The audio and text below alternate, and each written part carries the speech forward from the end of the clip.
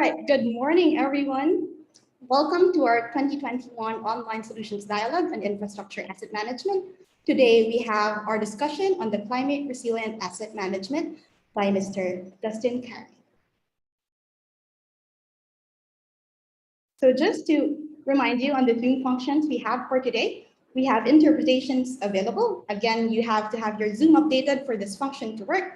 And once your Zoom is updated, just find the interpretation button right beside the chat button. If you don't find it there, then you can try checking the More function on the lower right-hand corner of your Zoom window.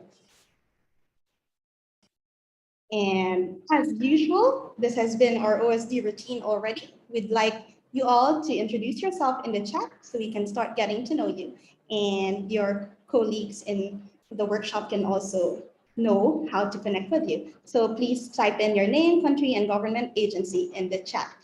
And for anything else, if you have any questions, comments, or thoughts that you'd like to share with us, please also maximize the chat function of Zoom. So we'll do our best to return your questions and feedback. So just feel free to leave us some messages in the chat window. For any support as well, in terms of logistics, you can also bring it up in the chat. In the event that you're having Zoom challenges with your connection, we also have our OSD workshop for today live on YouTube. So just put the message in the chat so we can send you the link.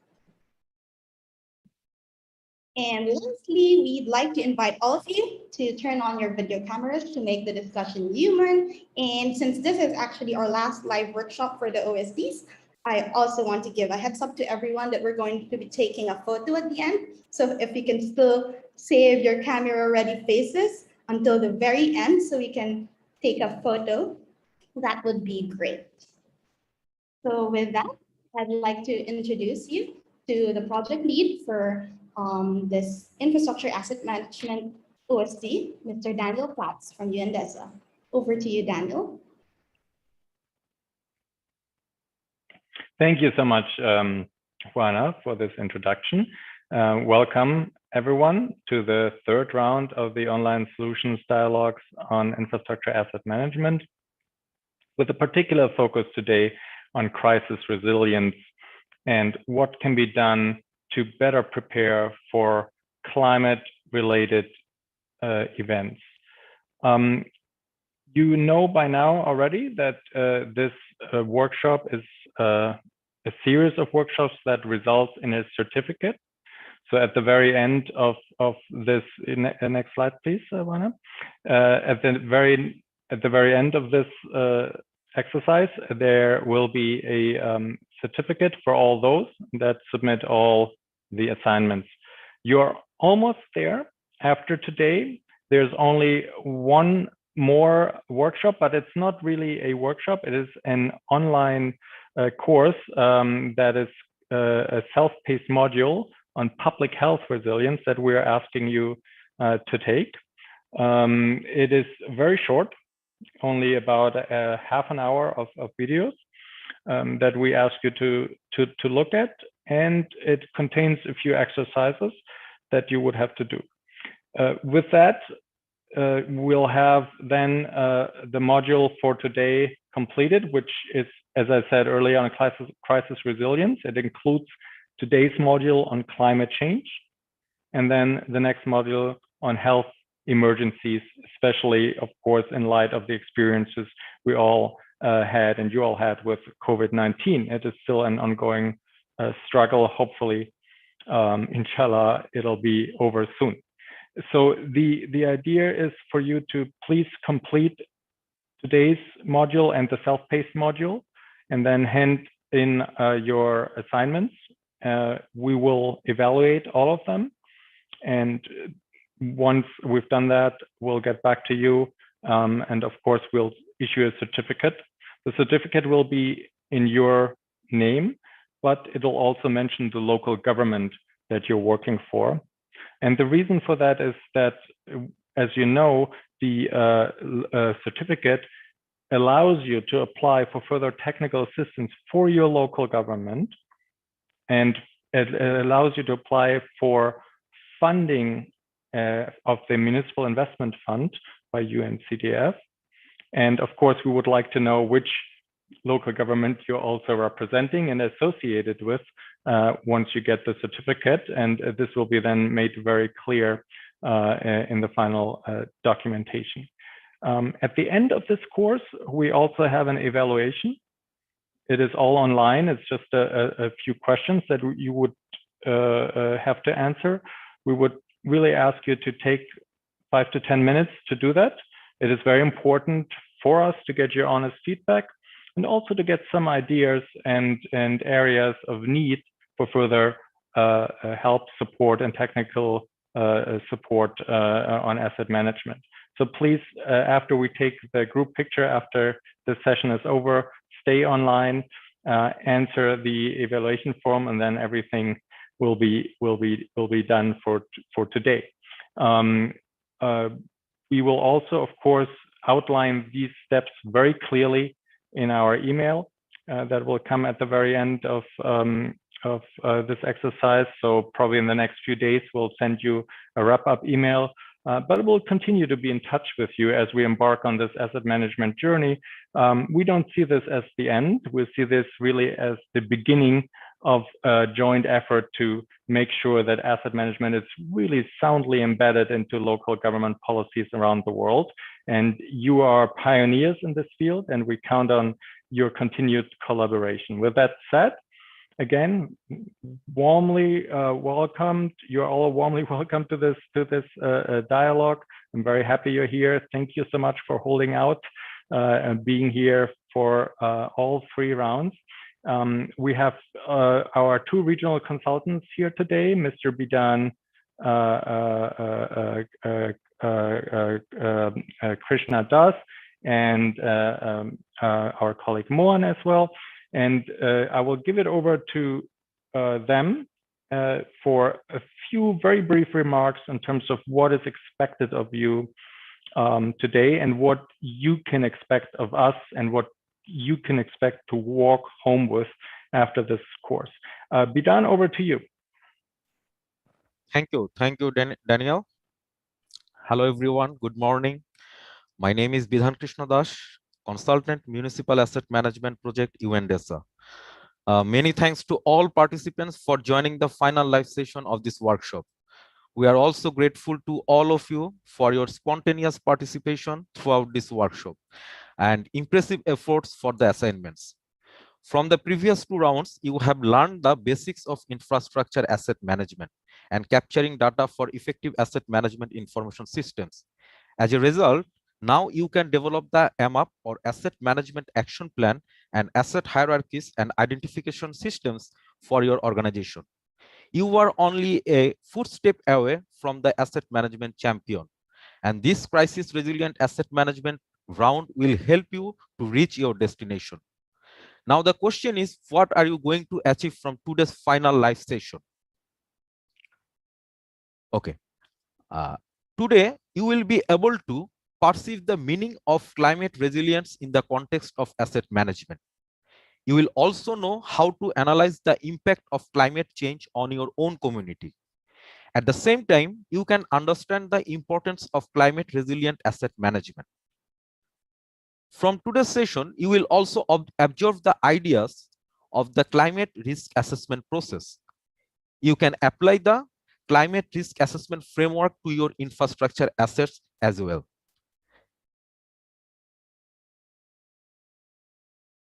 Today, you will get the idea to determine the vulnerability of your services. That is, how vulnerable your services are to each of the climate impacts. You will also acquire knowledge about protecting natural resources against climate change-induced natural disasters. You can formulate climate impact statements that articulate how certain hazards will affect service delivery. Moreover, you will be able to develop adaptation response strategies for your infrastructure assets in order to improve their adaptive capacity to climate risk. And finally, you will learn about creating a climate resilient asset management action plan. Our instructor will show you how the priorities of adaptation strategies can be effectively integrated into asset management planning. I hope you have already realized that the final live session is crucial in this asset management workshop because all countries in Asia Pacific are being affected due to climate change. Therefore, in order to manage the infrastructure assets effectively and provide the best services to the communities, all local governments and other national agencies must think about the climate change impacts. Therefore, to get the full benefit from today's vital and exciting session, please listen to our lead instructor and expert, Dustin Carey, carefully. And if you have any question, please write down in the chat box. We are always here to give your answer. Now, I am giving the floor to our another regional consultant, and he's also public finance expert, Mohan Prasad Dhakal. He will show you something interesting about this session. Thank you once again and enjoy the final live session. Thank you. Over to you, Mohan. Yeah, thank you, Bidhan. Hello, everyone. Actually, I would like to reiterate what Bidhan said. Today's session is a bit technical because it's related to climate science, and it will really be an eye-opening to our some civil engineers and other relevant staff who are looking after asset management in central government as well as municipalities and local governments. This training will guide you to relate the climate change issues to our infrastructure development, lot of ongoing infrastructure projects and its future management, actually asset management. Our Mother Earth is beautiful, is the biggest asset for our future generations, but we have to use it without disturbing it too much. But if we don't know how we should protect the earth, how we should protect the environment, and if we exploit it during the rapid development process, and it will have this kind of result. A lot of landslides, floods, and all, earthquake. I mean, this is an example from Nepal. Sometimes we undermine the value of nature and exploit it in the name of development. Next slide, please. Next, please. There are a lot of precautions and consequences. Actually, we need to consider in our civil engineering while tackling with the environment. It's the right time in many developing countries in Asia Pacific to be alert and plan accordingly. Next, please. Yeah, that's why we need a good planning, good engineering with conscience to mitigate the environmental effects. So good planning and better engineering is necessary, which ensures sustainability with best environmental mitigation. Next, please. So we already started practicing environment analysis in a lot of development infrastructure, but it is yet to be managed well. There are ways to respect the Mother Earth and plan accordingly. Next, please. We need to understand and account the value of nature into our development plans prior to destroying or exploiting it. If not, we'll be repeating our mistakes. We need policies to be reformed to value and account natural capital. Local governments need to have local solutions to the national problems. Institutions need to strengthen and capacitate to mainstream climate change, monitor environmental impacts, and develop and implement the land use plan as well. Many thanks all of you for joining this open solution dialogues. So let me introduce our lead instructor today. Is Mr. Dustin Carey. He is a climate change expert, and he will bring a lot of experience applying climate science to the field of infrastructure development in municipalities. That's really a climate resilience infrastructure. Let's listen to him and ask questions with our country experiences and examples.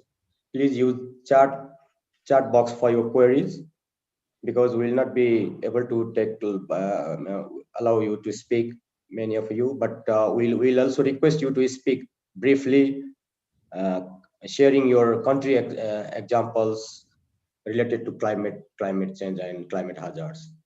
So, Mr. Dustin Carey, over to you, Dustin.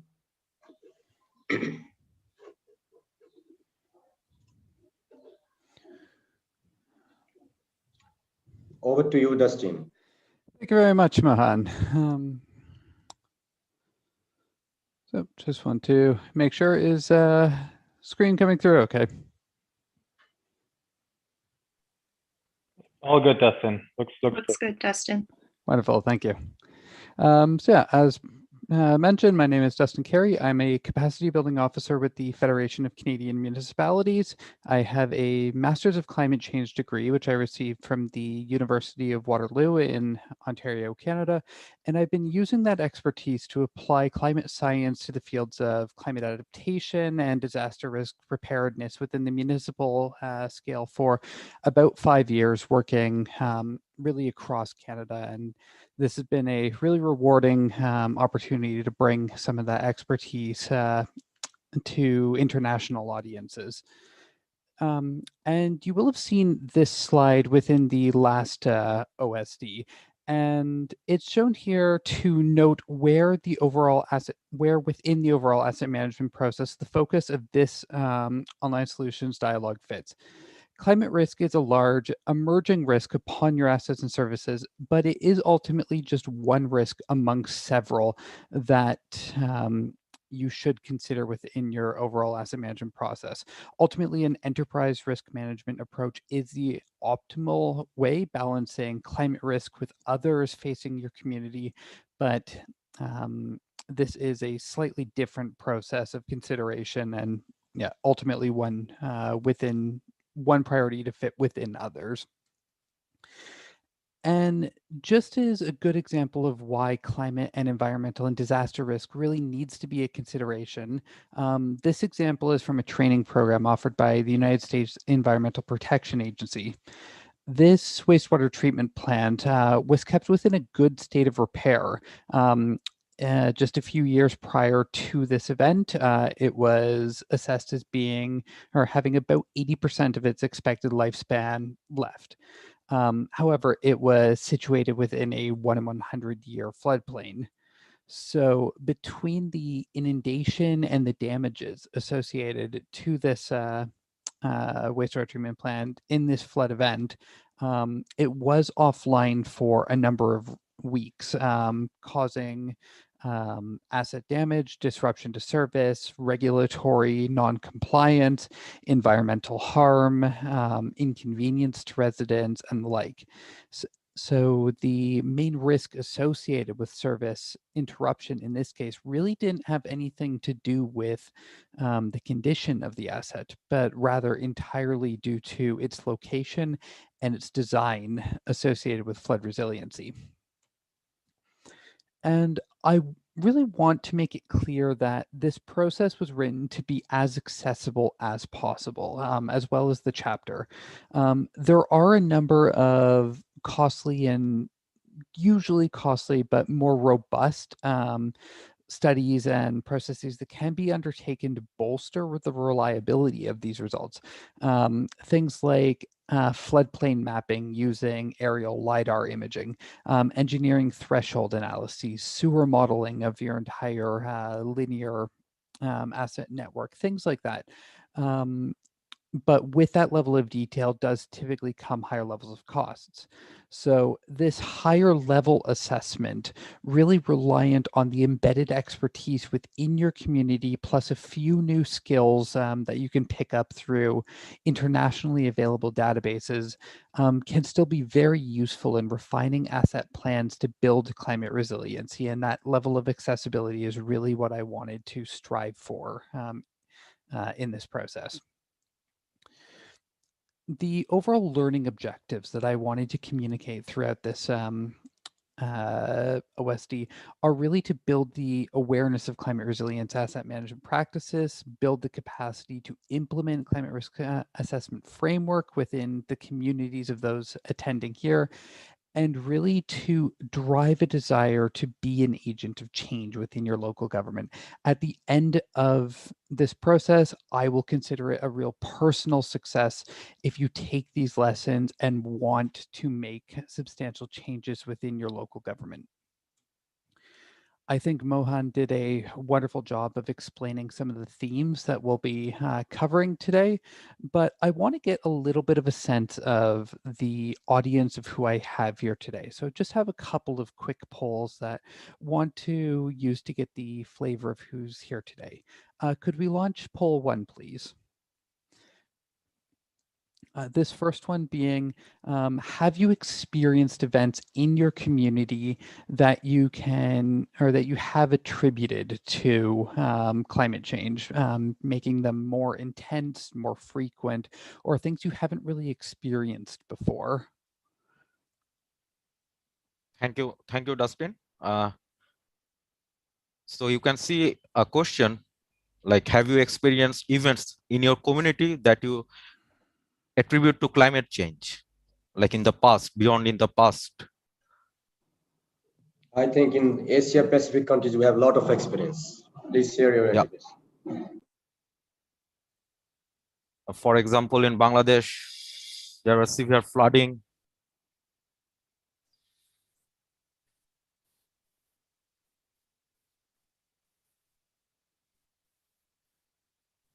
Yeah, we have got the answer. Like large percentage of participants are saying that severe flooding they have experienced. Also extreme heat. Yeah, it's not surprising that we have expected these answers. Yeah, thank you, Dustin. Over to you. Yes, this is very much in line with what we've seen in other regions. So could we please launch poll number 2? Okay, you can see the second question, like, have you undertaken a risk assessment process in your community, whether for infrastructure or other priorities? Okay, this risk is not directly related to the climate risk, or it's not necessarily is the climate risk. It can be financial risk or legal risk or environmental risk or regulatory risk. Anything can be happen. Yeah.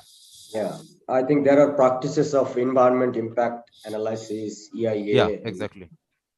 So we have It's not experience. specifically climate risk. Any risk I have mentioned, that have you already assessed, or is it currently ongoing, or you are not sure about that?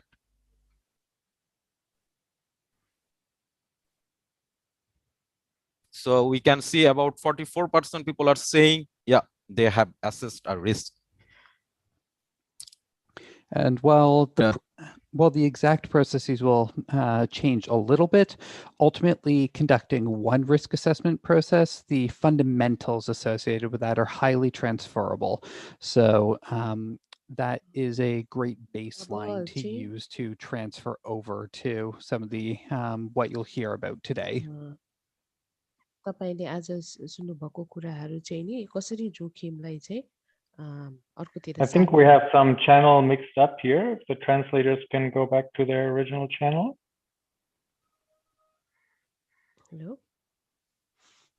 We can hear the translator on the English channel now. Bana, if you could help us.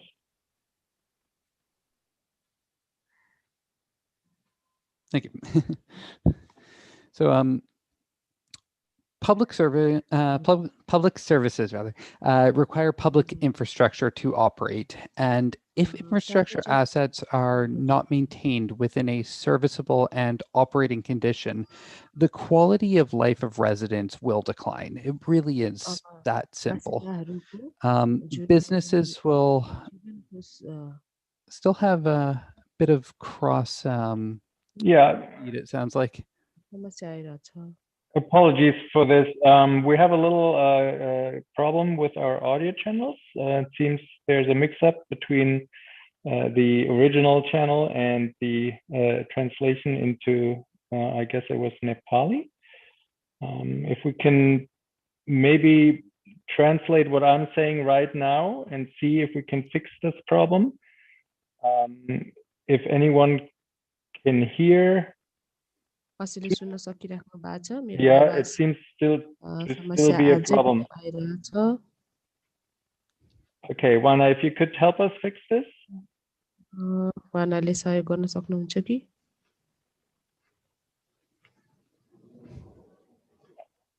Hi, Joshna. Can we try that again? Okay. अहिले कस्तो छ मेरो आवाज They आइरहेको still छ seem to be on the same channel. Apologize to all participants. We should have this fixed माफ in about a minute गर्नुहोला or so. If we can continue working on this, I hope it'll be over very soon. I don't hear anything right now. Still nothing. So I Dustin. Yes, venture can to we say it's fixed. proceed? Great. Thank you so much, Juan. Justin, please go ahead. Thank you, everyone. So planned infrastructure is built to operate under a number of parameters, determining its capacity, and climate factors, its load and demand, and future use are all some of those parameters. But because of shifting climate conditions, past climate parameters, what you've previously experienced, previously built to what previous databases really point to are no longer adequate indicators of what those assets must be expected to tolerate. Future conditions must also be considered. So the climate really constantly acts upon all assets within your asset inventory, and all infrastructure is to one degree or another exposed to climate change. The key to this overall risk assessment process and what's going to be communicated here today is determining whether an exposure, that exposure overcomes a threshold where an unacceptable risk exists. And one of the reasons that asset management is a particularly powerful way to address some of these problems are that it's a way to change and direct activities and decisions throughout your municipal operations and processes, including towards risk management. It's also very much a systems approach, meaning that a series of small changes in decision processes multiplied by the thousands of decisions in a smaller local government or millions in a year in a larger one, made every year can accumulate to a very substantial result. So if all of the decisions around design, for instance, of a particular asset system are upgraded just slightly to accumulate a slightly higher expected flow, the overall system level response to that will be significantly larger than a single asset replacement, for instance. One of the main benefits associated with climate resilient asset management is building the resilience of your assets and their operations is more reliable service provision that this ensures. It will ultimately reduce interruptions and avoid service loss and the consequences associated with it. Building climate resilient practices into your asset management processes will also improve asset lifespans by ensuring that new assets are built to the expectations of future conditions while existing assets are maintained to meet changing conditions. Climate resilient asset management will also lower the life cycle costs associated with those assets. It's a really simple reality that infrastructure costs a great deal. So very clearly, local governments want to get the maximum value associated with that asset by using it to full advantage throughout its life cycle.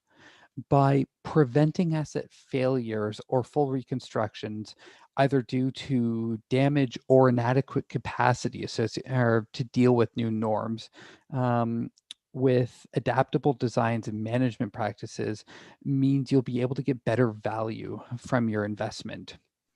Asset management practices that manage risk will continue or will increase the attractiveness of your community to outside investors. For instance, is one thing that the Coalition for Climate Resilient Investment does tend to look at when assessing local governments. And your community is likely to experience a number of co-benefits associated with this. Things like more green space, local economic development, and disaster risk reduction preparedness. Unfortunately, with those benefits do come a number of challenges. There are barriers inherent to these changes that you will likely have to overcome, including things like timelines. You're ultimately not sure when or even if a climate event of a certain magnitude that you may be adapting infrastructure design or management to will occur. So ultimately, you're incurring costs now to avoid greater costs and damages in the future, but you can't guarantee the timeline associated with that. Uncertainty, for instance, you don't know exactly how much climate change you are likely, or how much the climate will change, or how intense future events will be. Awareness, your council, local government staff, consultants you may work with, or higher orders of government may not be aware of the need to adapt to climate change. Local capacity, for instance, the ability to assess and interpret climate information, determining engineering thresholds to see what systems need to be adapted or how to adapt them, or to assess consequences associated with particular climate events, as well as policy misalignment. For instance, a procurement policy in your community, which mandates the most affordable option be chosen, even if spending more now can reduce costs in the future. So can we please launch poll number 3? Just want to get your perspective on which barrier you think may be the most difficult to overcome within your community. So you can see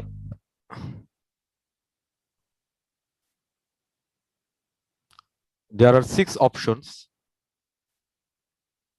like delayed benefits, uncertainty of future, awareness, fear of change, policy misalignment, and local capacity. So which barrier do you think will be the most difficult to overcome within your local governments or in your community?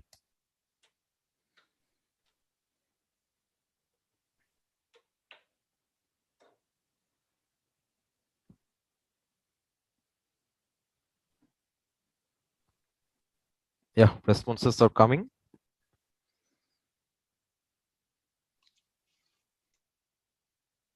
Yeah, we can see awareness is the most difficult barrier, which is difficult to overcome in the community.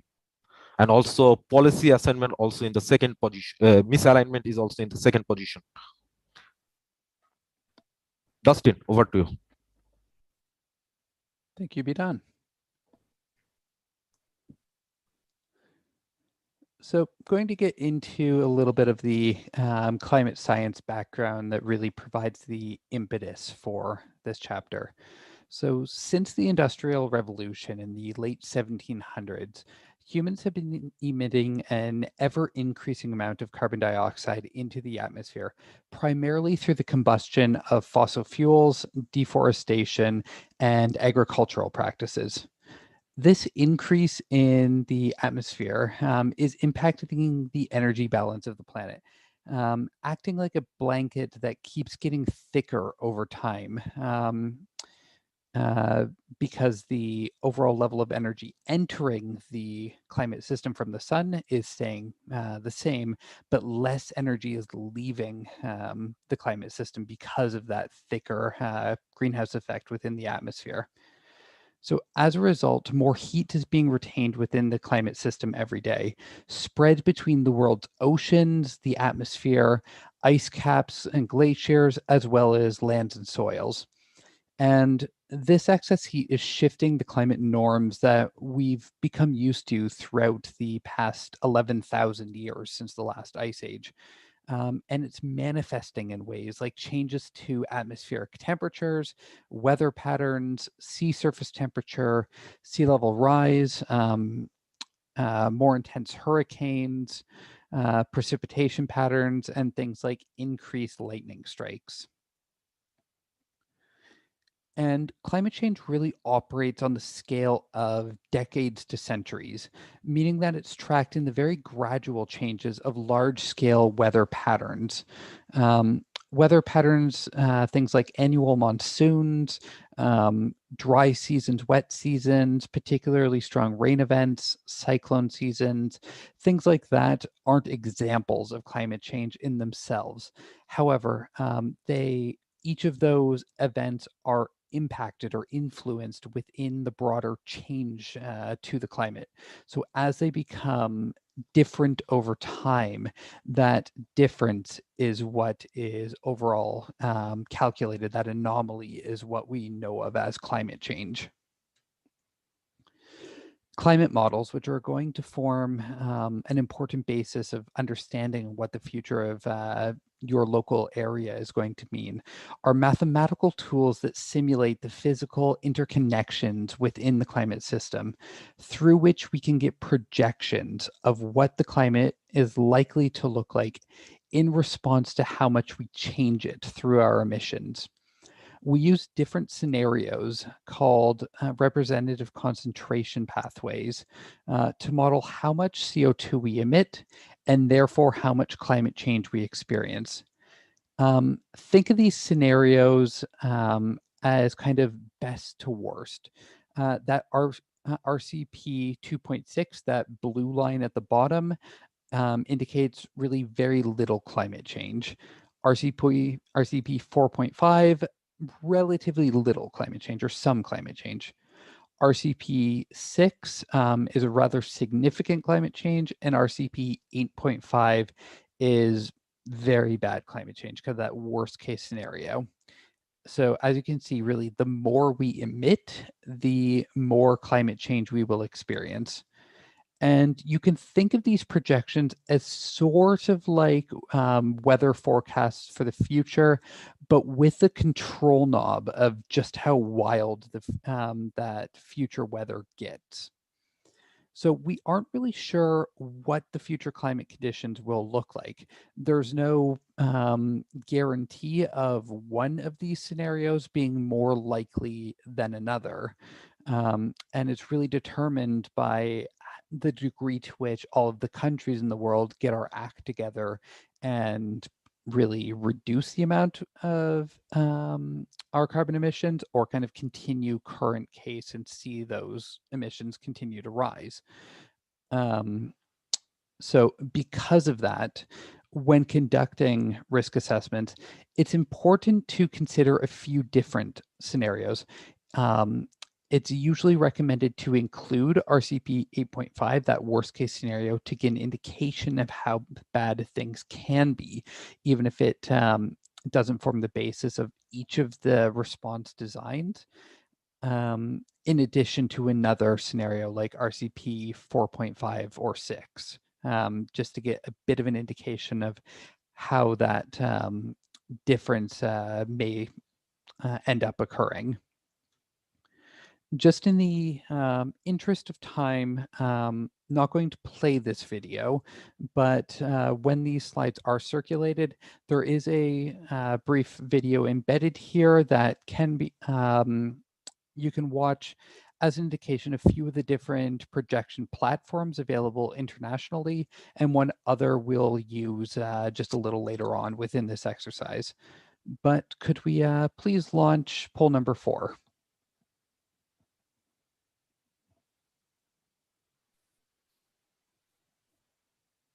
Okay, we can see the question: has your national government developed climate change projections for your country? Is there any climate change projections, or still it's ongoing, or you are not sure about that? Yeah, ultimately, the platform that will be shared a little bit later on, it does include information for each country in the world, but because of the regional appropriateness of climate projections, the closer you can get to your area within your country, generally the more reliable those results are going to be. And generally, to get that high degree of spatial resolution, it's usually an output of your country that will allow it. So internationally available ones are particularly good for those high-level screening, but a little bit more detailed tends to allow for more robust assessments, particularly on those more project level or engineering design level assessments. Okay, we can see the result. About 52% of participants are saying that they have developed climate change projections for their country. Their national government has developed. Yeah, Dustin. And I believe the next, oh no.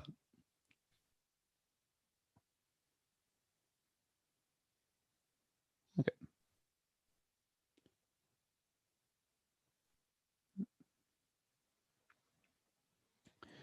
So climate change does have the potential to impact the effectiveness and lifespan of assets, which can result in inconvenient, costly, or even dangerous service failures. And depending on the characteristics or severity of particular climate events, these interruptions can cause asset operating thresholds to either be exceeded, resulting in temporary loss of service and damage, destruction, or even the critical failure of that asset. Using past examples of severe weather can provide indications of how severe climate change enhanced events can be in the absence of resilience building activities. So, for instance, the intensification of drought systems can critically imperil drinking water supplies, as was seen in Sao Paulo's main reservoir in 2015, as well as in Cape Town between 2015 and 2018. And within the appendix of chapter 6, within the handbook, is a chart that demonstrates quite a number of climate infrastructure interactions that can impact with your community. So when you're conducting the homework assignment for this, as well as a full process, this is a really useful aspect to refer to. So engineered assets are designed so that the capacity of an asset will exceed the load placed upon it, or that if that capacity is exceeded, for instance, in the case of stormwater pipes, then additional components of a broader system, for instance, the overall drainage system, will be able to manage the rest of that load. But as a result of shifting climate conditions or deteriorating assets, for instance, the load may become more likely rather to exceed the asset's capacity. And any period where that happens, where load exceeds capacity, introduces vulnerabilities. So it's quite likely that a design or a safety factor was designed into any particular asset, but but things like changing demand or usage, climate change, and other factors can ultimately increase the load, while things like weathering, age, improper construction, neglecting maintenance, or incorrect operations can all reduce an asset's capacity.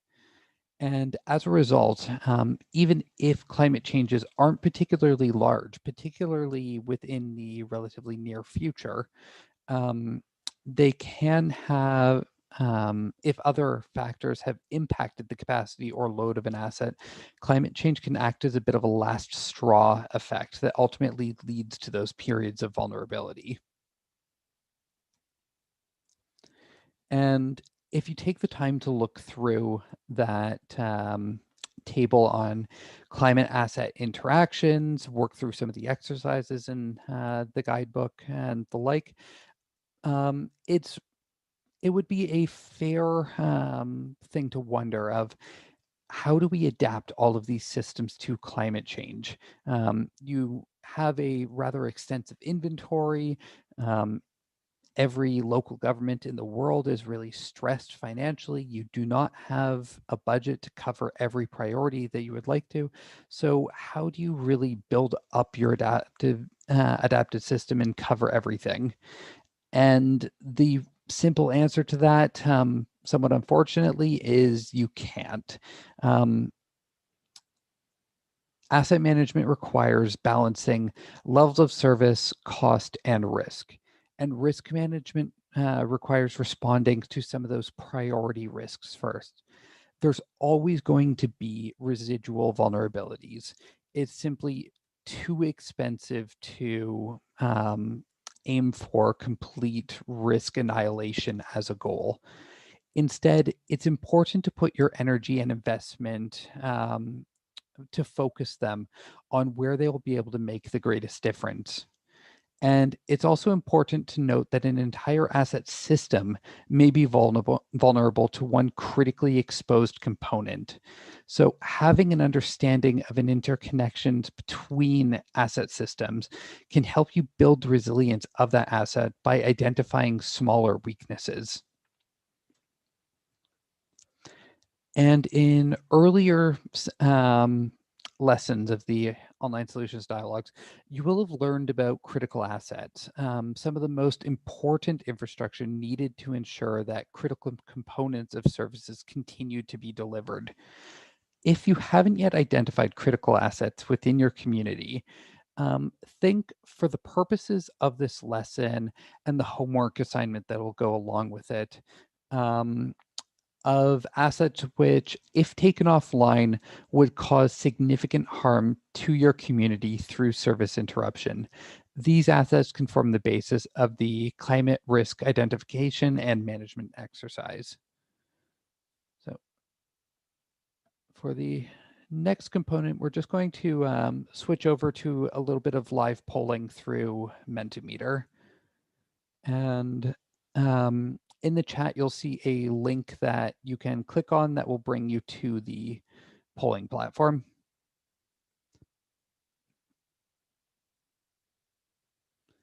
And this first question, if you click on the link in the chat, it'll bring it to you. But if you can respond, just open-ended question.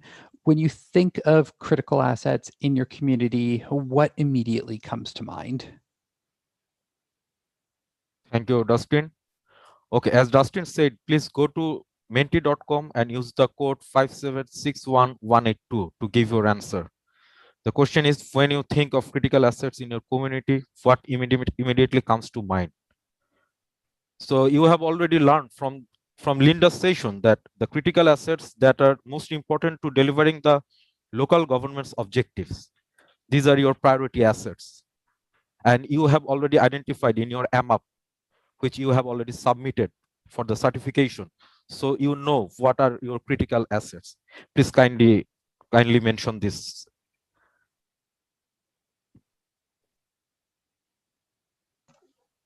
Yeah, we have been telling all of you that we should have a asset management action plan and all. For at least the start, we can start from the critical assets. So identifying critical assets is very important for us. Yeah, we're getting a lot of results: hospitals, roads, dumping sites.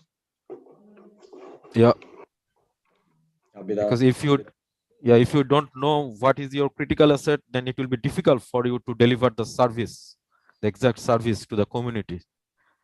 So I can see, like, now you are familiar with your critical assets. So you can see road and bridge, electric distribution lines, yeah, water supplies, sewer system. A lot of very good answers. Yeah, still answers are coming.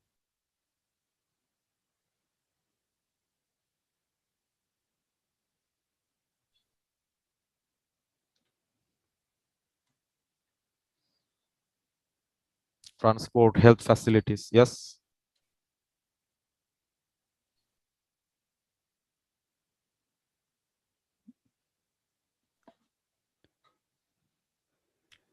So now the related question is, you have already mentioned that you have experienced a severe climate event, like in the first poll, June polls. So now think back to that severe climate event that impacted your community. If it were to become worse, what critical asset would be most exposed to damage? You know also your critical assets, so please kindly write down.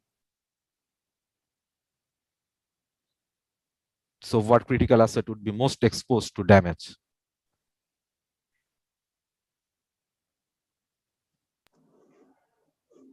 Yeah, answers are coming like floods becoming the main climate hazard in our region. The answers are like road and culverts and drainage system.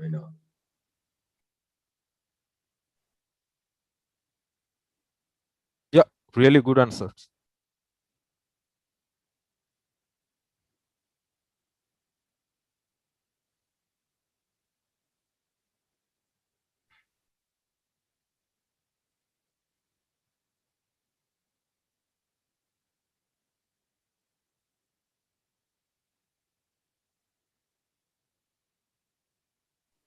Now you have realized that these all rounds are interconnected.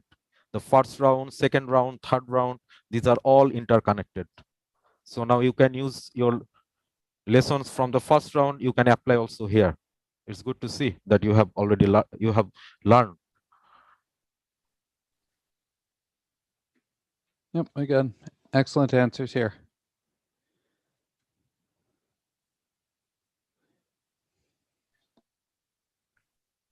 So now another question, it's also related. If this asset were damaged, which service areas could be interrupted? So you know your critical asset, you know which critical asset would be exposed to the damage. Now you should mention that which service area could be interrupted. Like this service area will rely on that asset. And you can click all that apply. Yeah.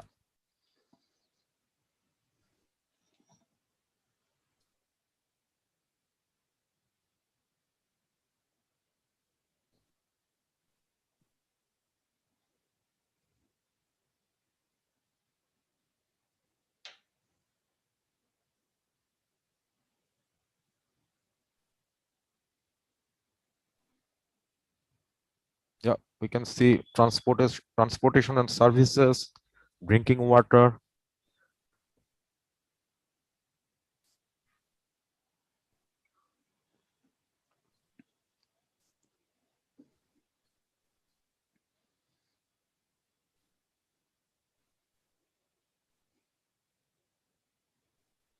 Yeah, very logical flow here. We saw that flooding really was that hazard most frequently cited.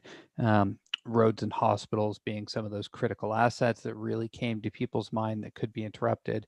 And you can see that logical extension to if roads or hospitals are interrupted by flood events, absolutely makes sense that transportation, emergency services, health services would all be some of the most exposed service areas.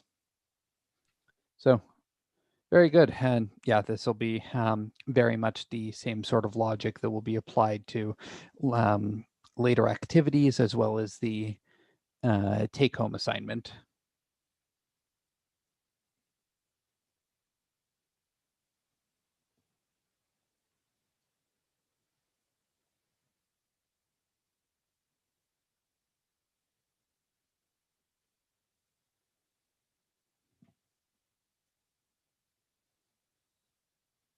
So now want to give everyone an opportunity to get a your first opportunity to use climate projections a little bit yourself. So you know some of those events that you've already experienced that have been influenced by climate change. You can now get a look at what it will mean if those become worse. So within the chat, you'll excuse me, you'll see a link to the World Bank's Climate Knowledge Portal. If you click on that, the first box on the upper right will note country. If you click on that, it'll bring up a map of the world. Click on your country, and right near the top under climate data, if you click on that, it'll bring up the two options of either historical climate data, where you can get information to quantify those events that you've already experienced, or projection information, which is what we want to use here. Again, projection being future indications. If you click on projections and scroll down a little ways, you'll find this chart that lets you look at quite a number of different climate variables, and scrolling through a number of these will be invaluable information when you conduct a more community-wide risk assessment process, getting an idea of more precipitation, heat, energy use, all of those different variables. But for now, if you click on that variable, I want you to click on hot day Tmax over 40 degrees Celsius, which will bring up a chart looking like this. And if you hover your mouse over that graph on the right, over that kind of middle column between 2040 and 2059, would just like you to type into the chat your country and the number of those very hot days that you expect to experience by that time frame. Those type of days are almost unprecedented here in Canada. We do not build infrastructure to accommodate that. So anything like that in my own country would be extremely costly to prepare for.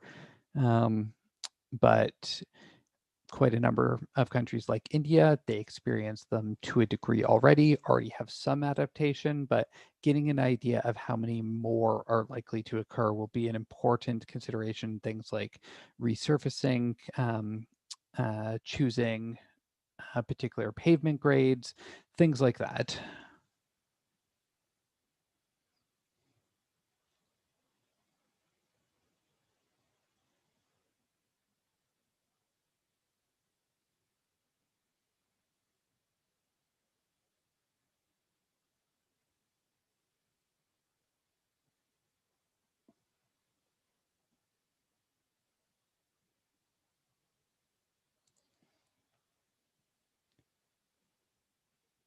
And just give everyone a moment to go through this. And again, if you could just, once you have that number of very hot days, Tmax over 40 degrees Celsius, just type in the chat your country and the number that you'll expect to experience between 2040 and 2059.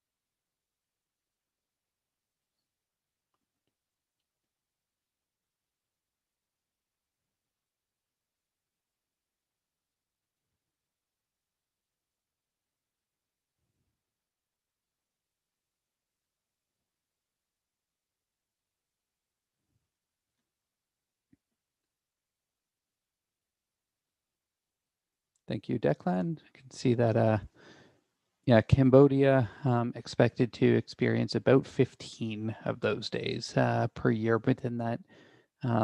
averaged within that 20-year period. In Nepal, April is likely to be the month where the most of them occur.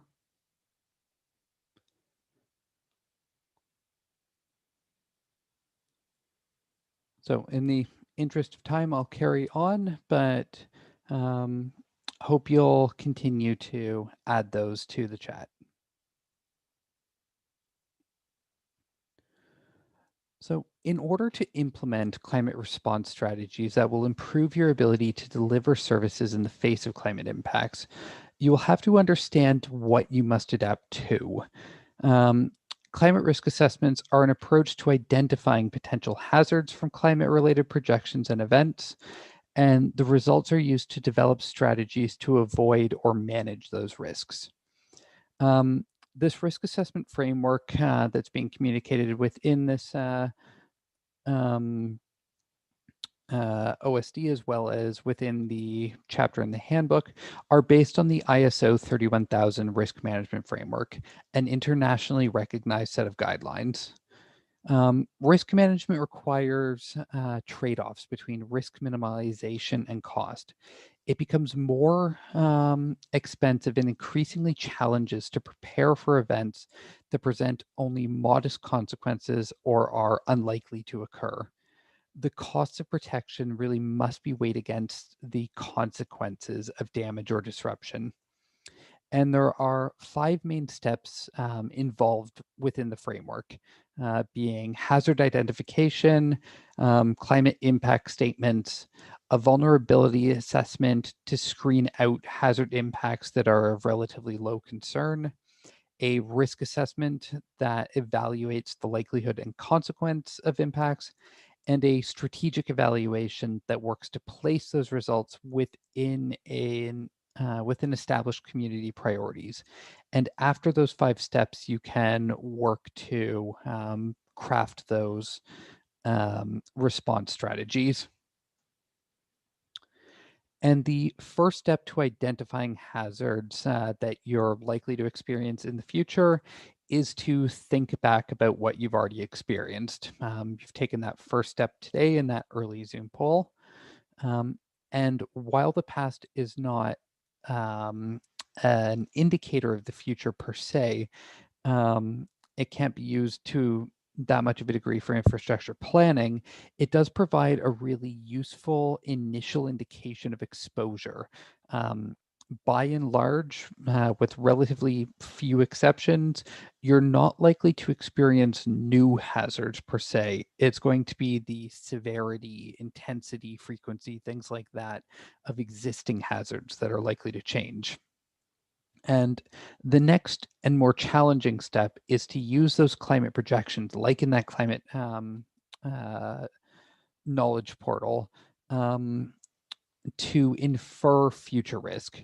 If you are unable to work with a climate scientist for this, then internationally available portals or ones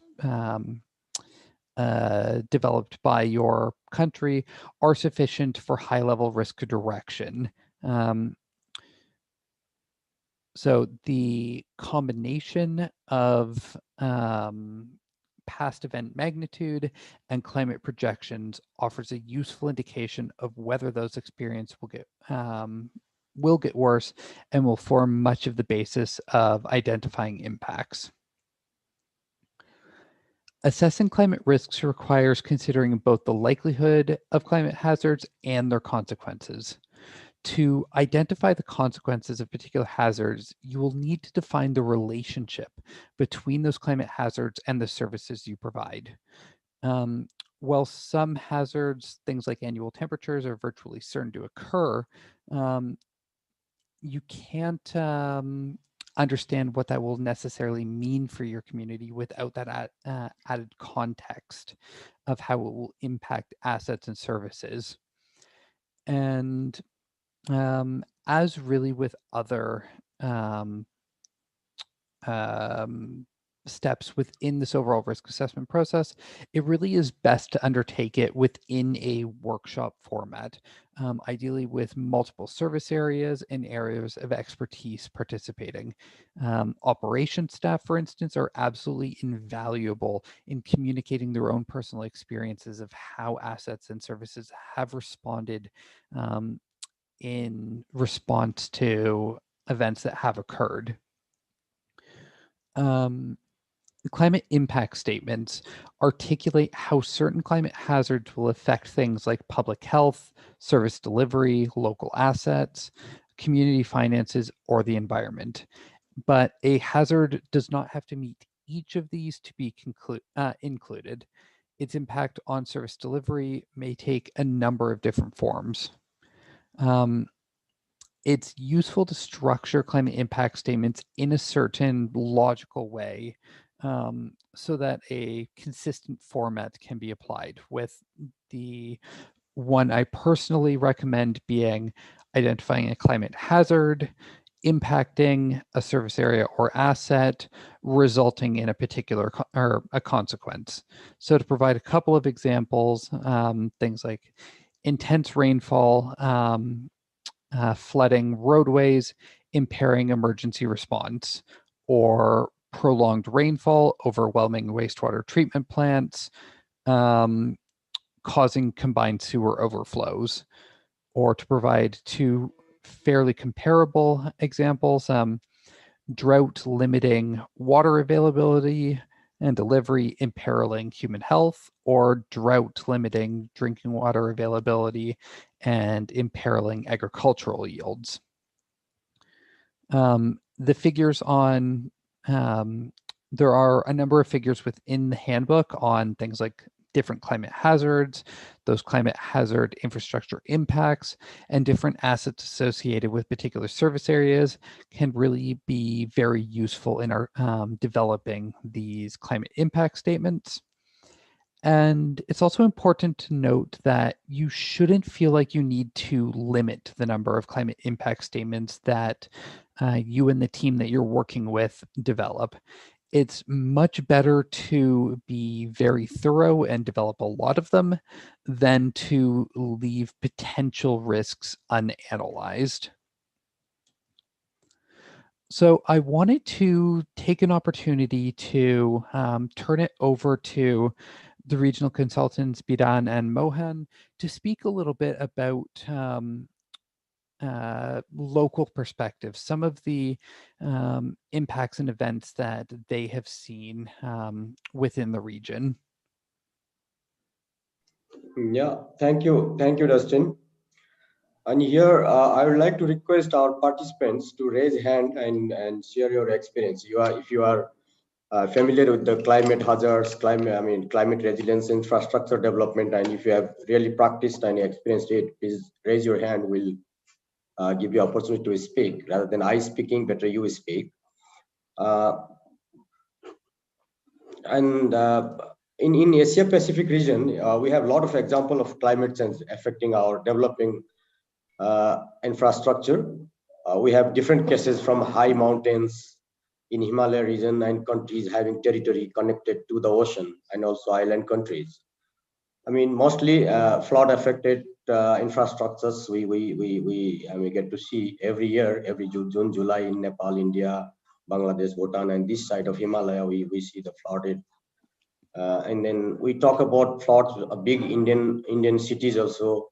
We see a lot of photos, Philippines photos, and then also in mountain and hill regions, we have big flash floods, landslides, and glacier lake outbreaks as well.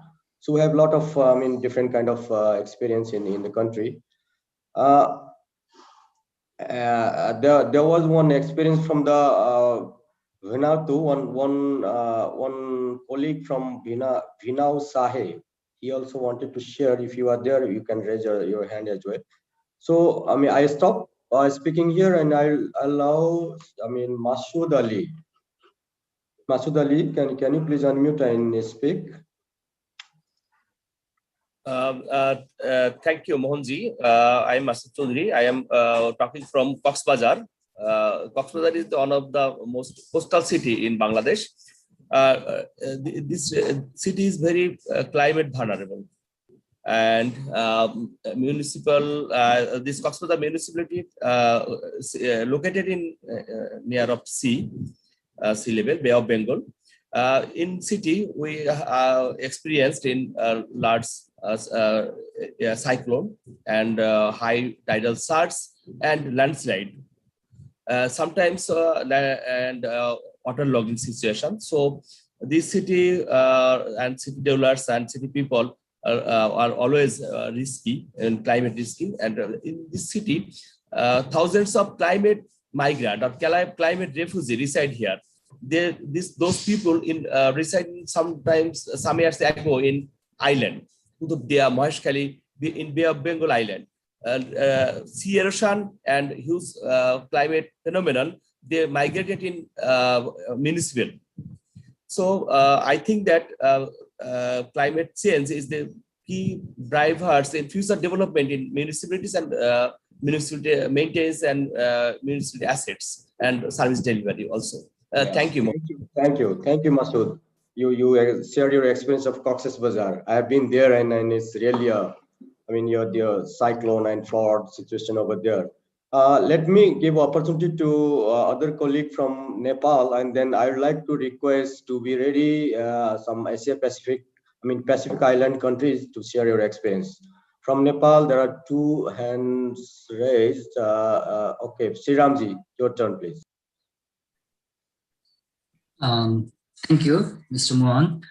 I am Sriram Dhakal from Nepal. I specifically work in transportation sector, but I'm much interested in infrastructure development policies. I worked in asset management in past too. Talking about the climate events, let's say Nepal. It's a mountainous country, as well as it's a wide geographical variation in Nepal we can find, from high hills to plain land in the south. And we have monsoons in May, June, July, August period.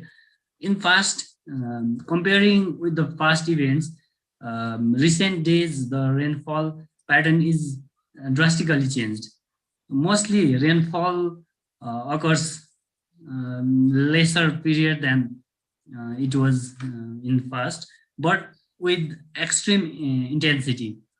So high rainfall event in a shorter period of time, it is triggering a lot of landslides in hilly regions, which lies in the northern part of country, while the accumulation of huge water in those plain areas, there is high flooding, and it is creating lots of infrastructure damage, mostly the transport infrastructures like road, bridges, and in plain regions, people housing, even road, bridges, and those are being heavily damaged during the monsoon period. Like in the screen, it is, I can figure out the flood events and landslides in Nepal, that is in the Palsok district, lying in mountainous area, triggering heavy landslides. And thank you, Sriramji. You talked about Sindhupalchok landslides that also damaged our hydroelectricity power station, and it took a lot of expensive recovery. So maybe next, Bidhan, you may call some of other colleagues to share. Okay, thank you, Mohan. At first, I would like to share my experience.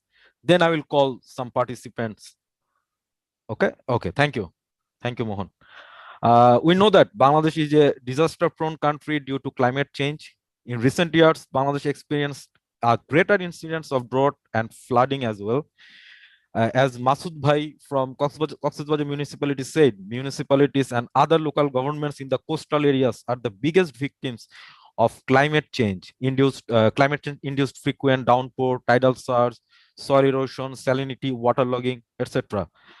Other parts of the country are also suffering. As a result, people are migrating to major cities for subsistence.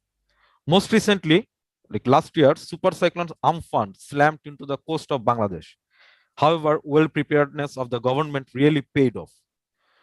So there are two pictures on the screen you can see. One picture is showing a climate vulnerable island of Bangladesh. To protect such coastal areas from climate change induced natural disasters, local governments along with national agencies like LGED, Local Government Engineering Department, Water Development Board should take strong initiative. The second picture is showing the damaged road due to the waterlogging problem in Chattogram City Corporation. You can see that the condition of the road is not good. So therefore, the local governments need to have a climate change adaptation plan related to infrastructure asset management. That is, local authorities need to think about climate change related disasters before the replacement, refurbishment, or existing assets or investment in new ones. It's very important. The government of Bangladesh is implementing many projects with the help of development partners to reduce the risks of climate change. Local government initiatives on climate change logic is one of those projects. This initiative is supporting around 200,000 most vulnerable households in 7 districts in Bangladesh. So I know so far, I hope you have already got an idea about the climate impact of climate change in the Asia Pacific region. Now I would like to request you again to share your local context and what initiatives your local governments and national agencies have taken to mitigate the climate change problem. Please raise your hand. Like it would be great. It would be great if you kindly share with us so that we can learn something new from your side.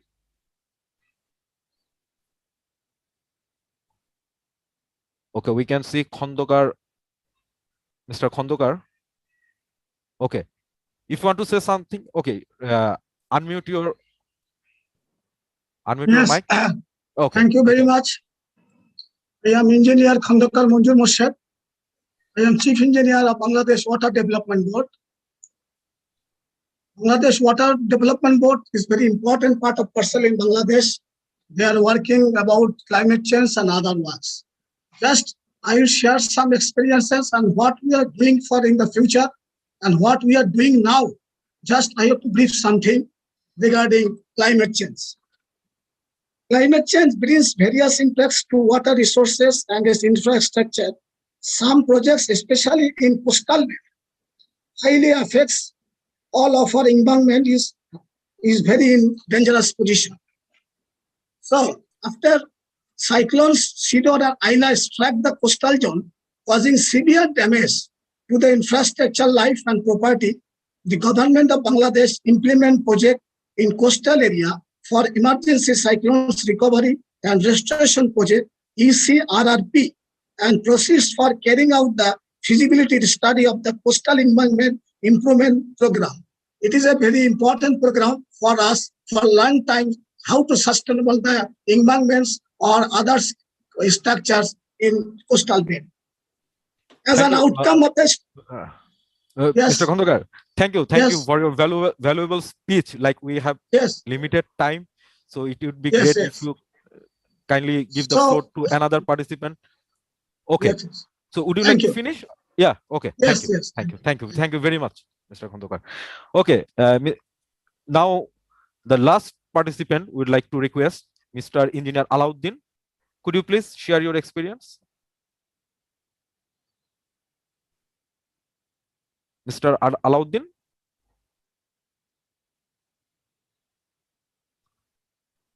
Okay, Dustin, I think Mr. Mohan, would you like to say something? Then we can.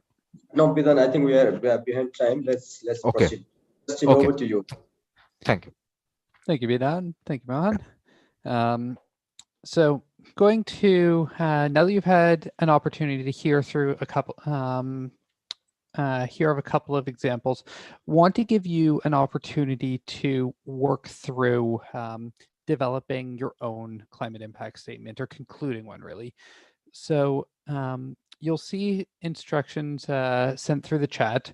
We're going to break you out into breakout rooms, and the intention of it being to use the climate projection of days with temperatures over 40 degrees Celsius are projected to increase from 12 per year to 23 per year, so nearly a doubling by 2040 to 2059.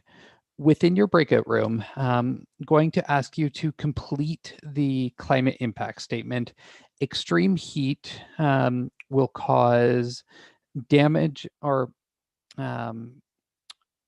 more frequent instances of extreme heat rather will cause damage to roads, resulting in what consequence? So that's going to be your task within the breakout room. Identify a consequence associated with road damage caused by more frequent extreme heat events. Within your breakout room, we'll ask that you designate someone in your team to sign into menti.com and to report back what the consequence is. So we'll ask that you write out the entire impact statement. So and again, please note it within the Mentimeter. So I think we're good to launch the breakout rooms, and myself and my colleagues will bounce between the breakout rooms to make sure everything's proceeding.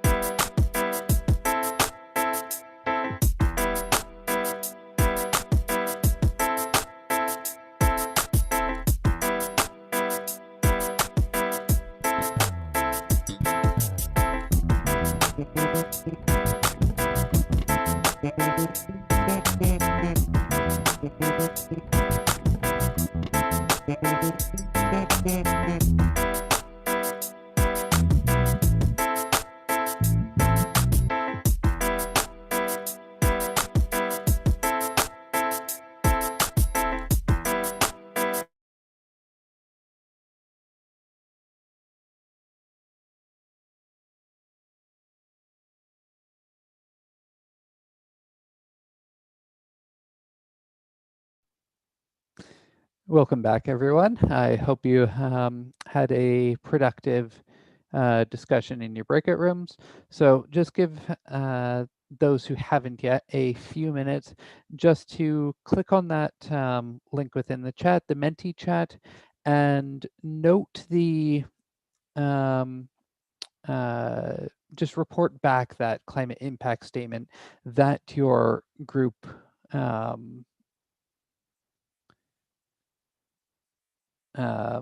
managed to complete.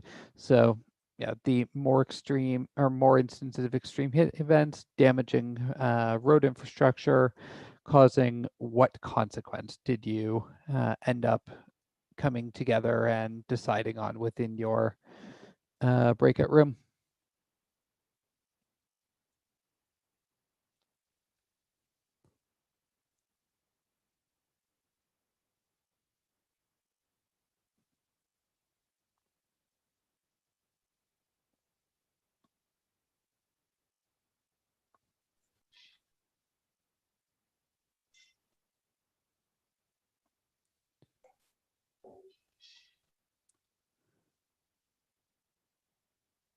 So we'll give everyone just a few more minutes to report that back.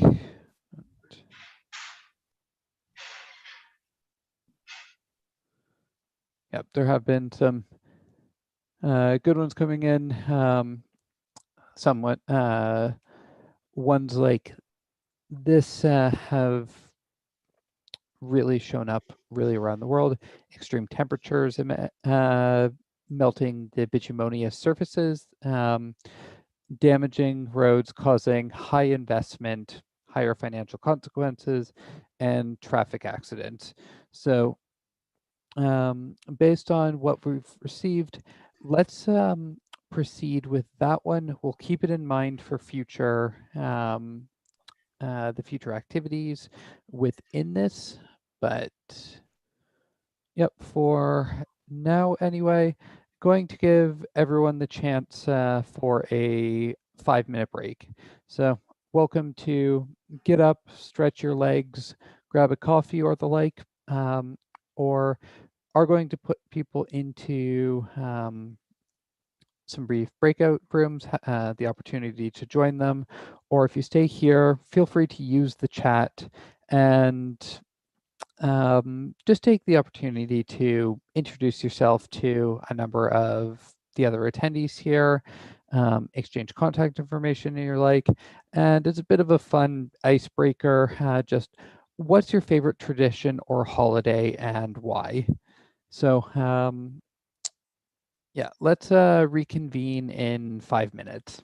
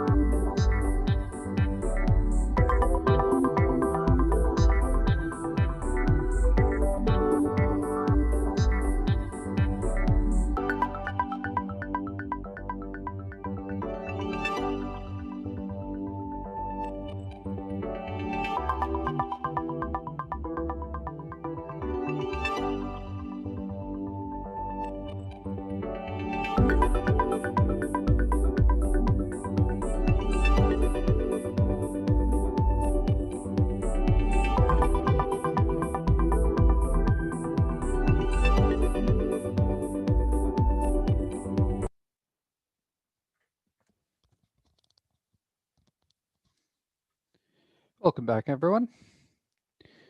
So when conducting that aspect of a climate risk assessment process within your local government, developing those climate impact statements with yourself and your interdepartmental asset management team. Depending on how thorough your community is, dozens or even hundreds of climate impact statements may have been created. With one local government that I worked with in Canada, more than 200 climate impact statements were ultimately produced. And in order to streamline this process, you need a way to quickly assess the pertinence of climate impact statement for your community. A vulnerability assessment is a way to do this expeditiously by applying the key concepts of if a climate hazard occurs, will it influence a particular system that you're concerned about? And if it does, is that going to matter?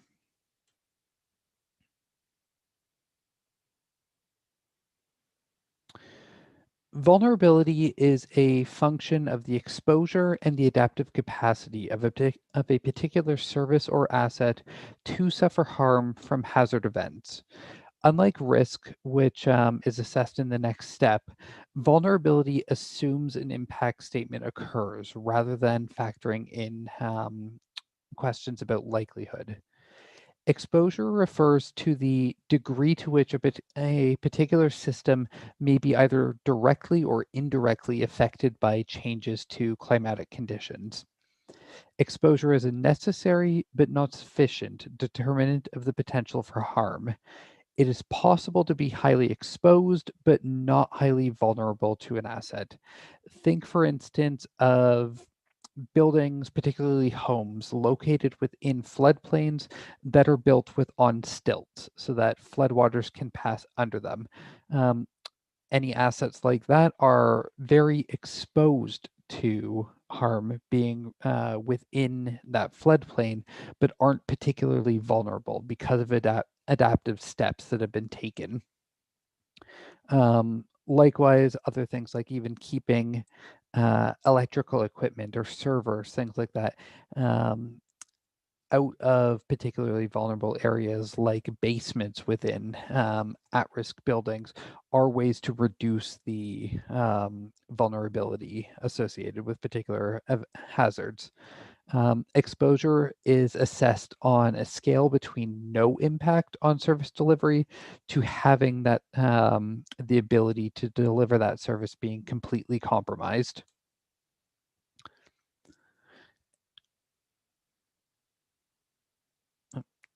And unlike with risk, where the two components can be multiplied together, the opposing effects of exposure and adaptive capacity must be assessed on a matrix that has been adjusted to reflect your community's risk appetite.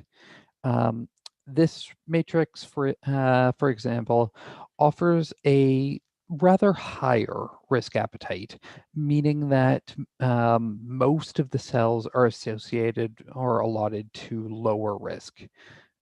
Typically, the more resources your community has to invest in both the assessment process, the staff time that can be associated to this, as well as to the response strategies that you ultimately come up with, mostly in terms of capital, the lower a threshold for moderate vulnerability or high vulnerability score you can justify. So the more resources you have to respond to hazards and risks, the more orange and red can be on that matrix.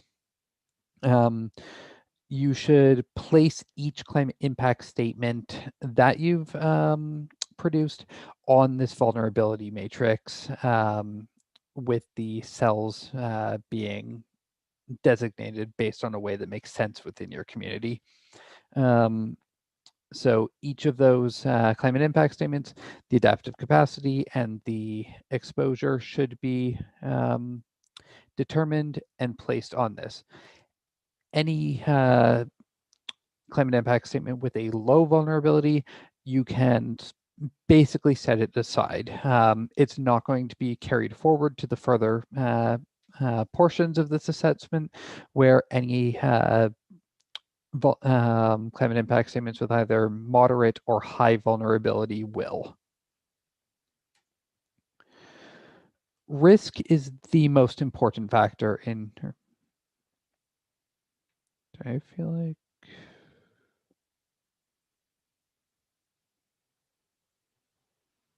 Yes, apologies, missed one aspect. So going to refer back to that climate impact statement that was referred to within the last activity. So more extreme heat events, damaging the bituminous material of roads, increasing necessary investment. So basically the cost goes up to maintain levels of service. Want to use this group to overall weigh this. And it should be noted, I'm sorry, also that adaptive capacity is more or less the ability of a particular service or asset or your community at large to respond to climate impact statements with either low cost, low intervention, or with the skills and abilities currently maintained. A high adaptive capacity is a good thing. Low adaptive capacity is a bad thing, and the opposite is true of exposure.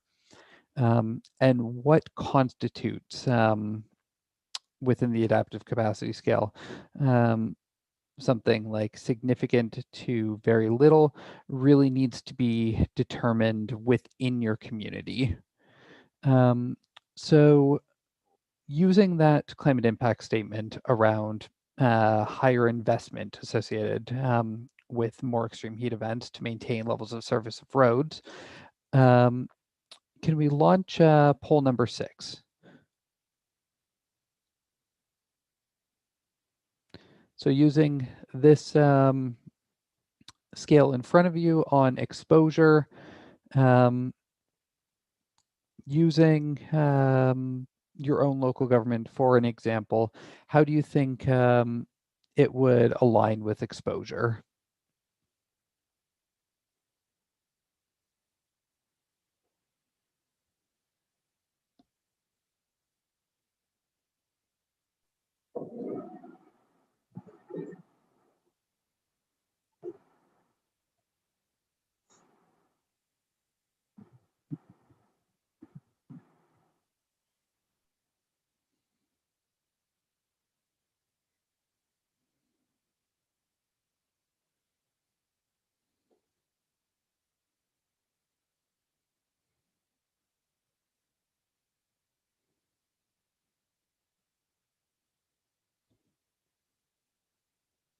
So results, as you can see, 3 being the most common, edging towards 4. So seeing a largely moderate potential to disrupt service delivery. And the opposite, or the additional dimension of vulnerability, can we launch poll number 7? So likewise, using your own local government for an example, how would you rate the adaptive capacity to respond to that? So if roads are being damaged by more severe, frequent instances of severe heat, how capable would your own local government's transportation services department be able to respond to that?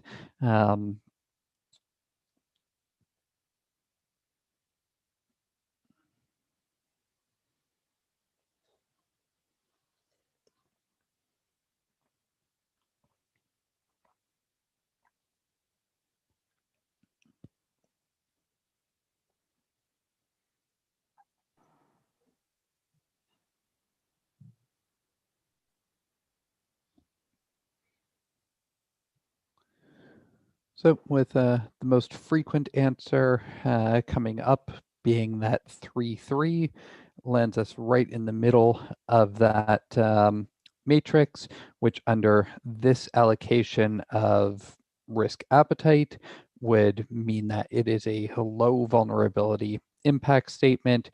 It's not going to be a priority one, ultimately meaning that for for this period, it can be set aside and not carried forward to the risk assessment process.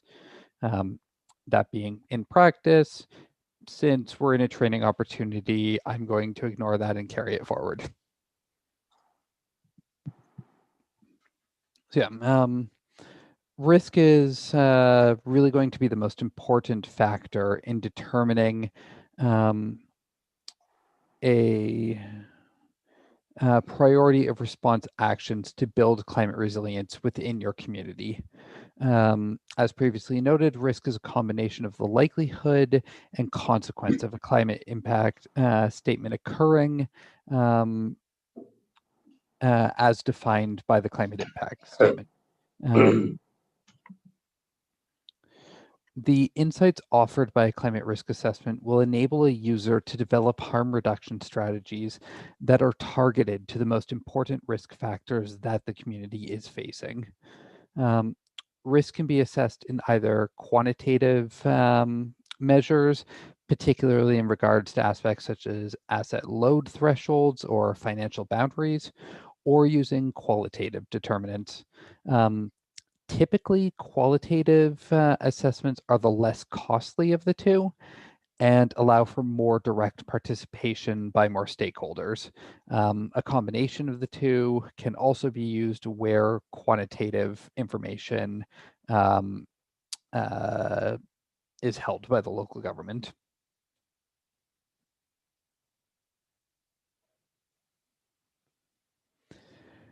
Assessing likelihood requires thinking through the multiple components of a climate impact statement and assessing the probability of occurrence to the whole of it, namely the likelihood that the climate hazard will occur.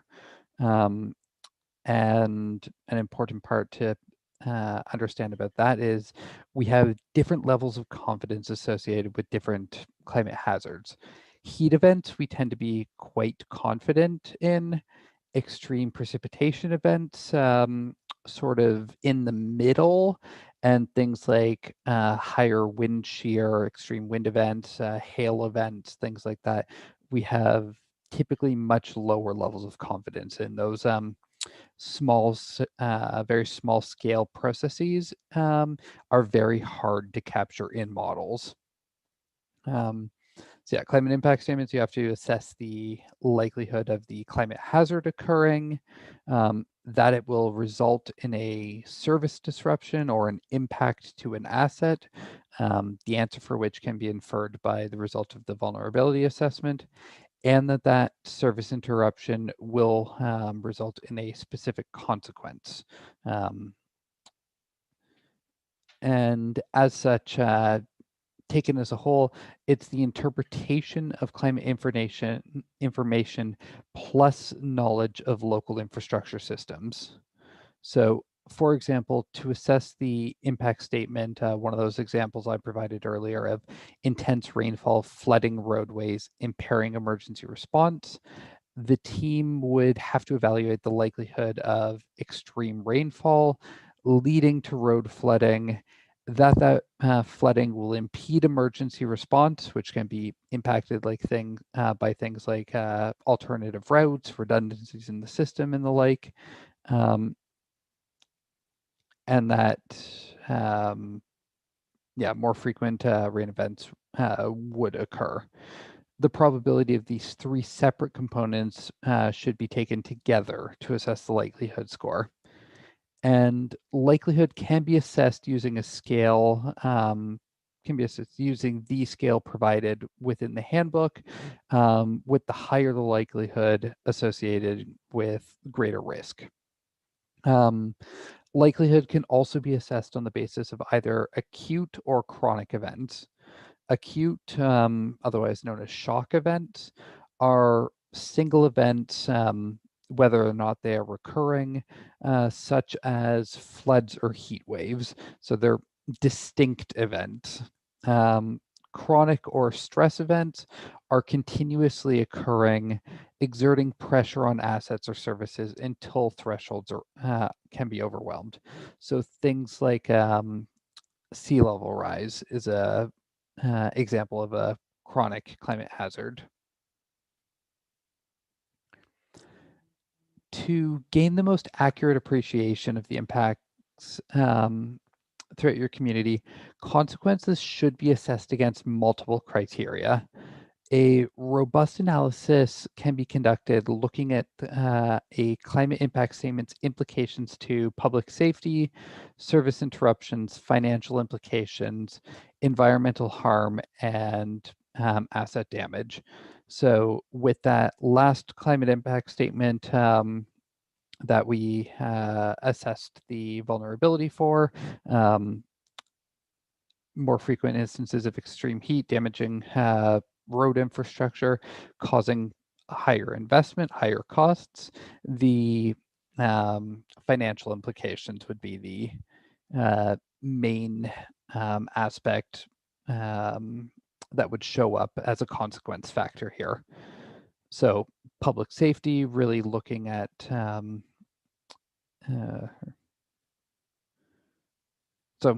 similar to exposure in the vulnerability assessment, the severity of a consequence is assessed on a 5-point scale from very low to very high. And what those thresholds differentiating these scales means really has to be decided by you for your community in a way that makes sense, as it will differ greatly by community. For instance, very high financial implications in a large city like Jakarta would be very different than in its smaller neighbor, Sukabumi. And once you've assessed the consequences for each climate impact statement across the 5 criteria, you have to settle on a single consequence score for that statement. The 2 primary methods are either taking the highest consequence score or an average of all 5. And each of them does have particular benefits or drawbacks associated with each that are looked at within the handbook. A weighted average can also be used. For instance, if a consequence involves loss of life, it may automatically have a listed as a 5. And using your likelihood and consequence scores, you can now multiply them together to get your risk score. Risk scores should be grouped according to the level of severity, with extreme risk noting an immediate need for intervention, high risk requiring intervention but generally with less urgency, moderate risk requiring consideration for longer term mitigation measures, and low risk requiring no action. And how wide these score brackets are will be dependent on your risk appetite. So the level of risk that an organization is comfortable with or willing to accept before any action is deemed necessary to reduce that risk. So for instance, if resources within your community are particularly constrained, you really don't have a whole lot of capital to allocate to risk reduction measures, that risk score bandwidth for extreme risk could be limited from 19 to 25 down to 22 to 25. So be sure to inventory all of the climate impact statements and the risk scores, as this will be useful information in conducting assessments in the future. It's generally best practice that this process should be repeated every 5 to 7 years or so. And with all the climate impact statements now having risk scores, you have a prioritization for action. So higher the score, the more urgently it needs to be addressed. However, risk score may not be the only factor influencing how immediately you wish to take action to address a particular risk. Other community priorities and the like can ultimately influence this. And just to provide a few examples of risks that could be grouped within each of the 4 categories of severity, with loss of life being associated with extreme risk and the far lower consequence associated with periodic interruption of leisure service being associated with a low risk.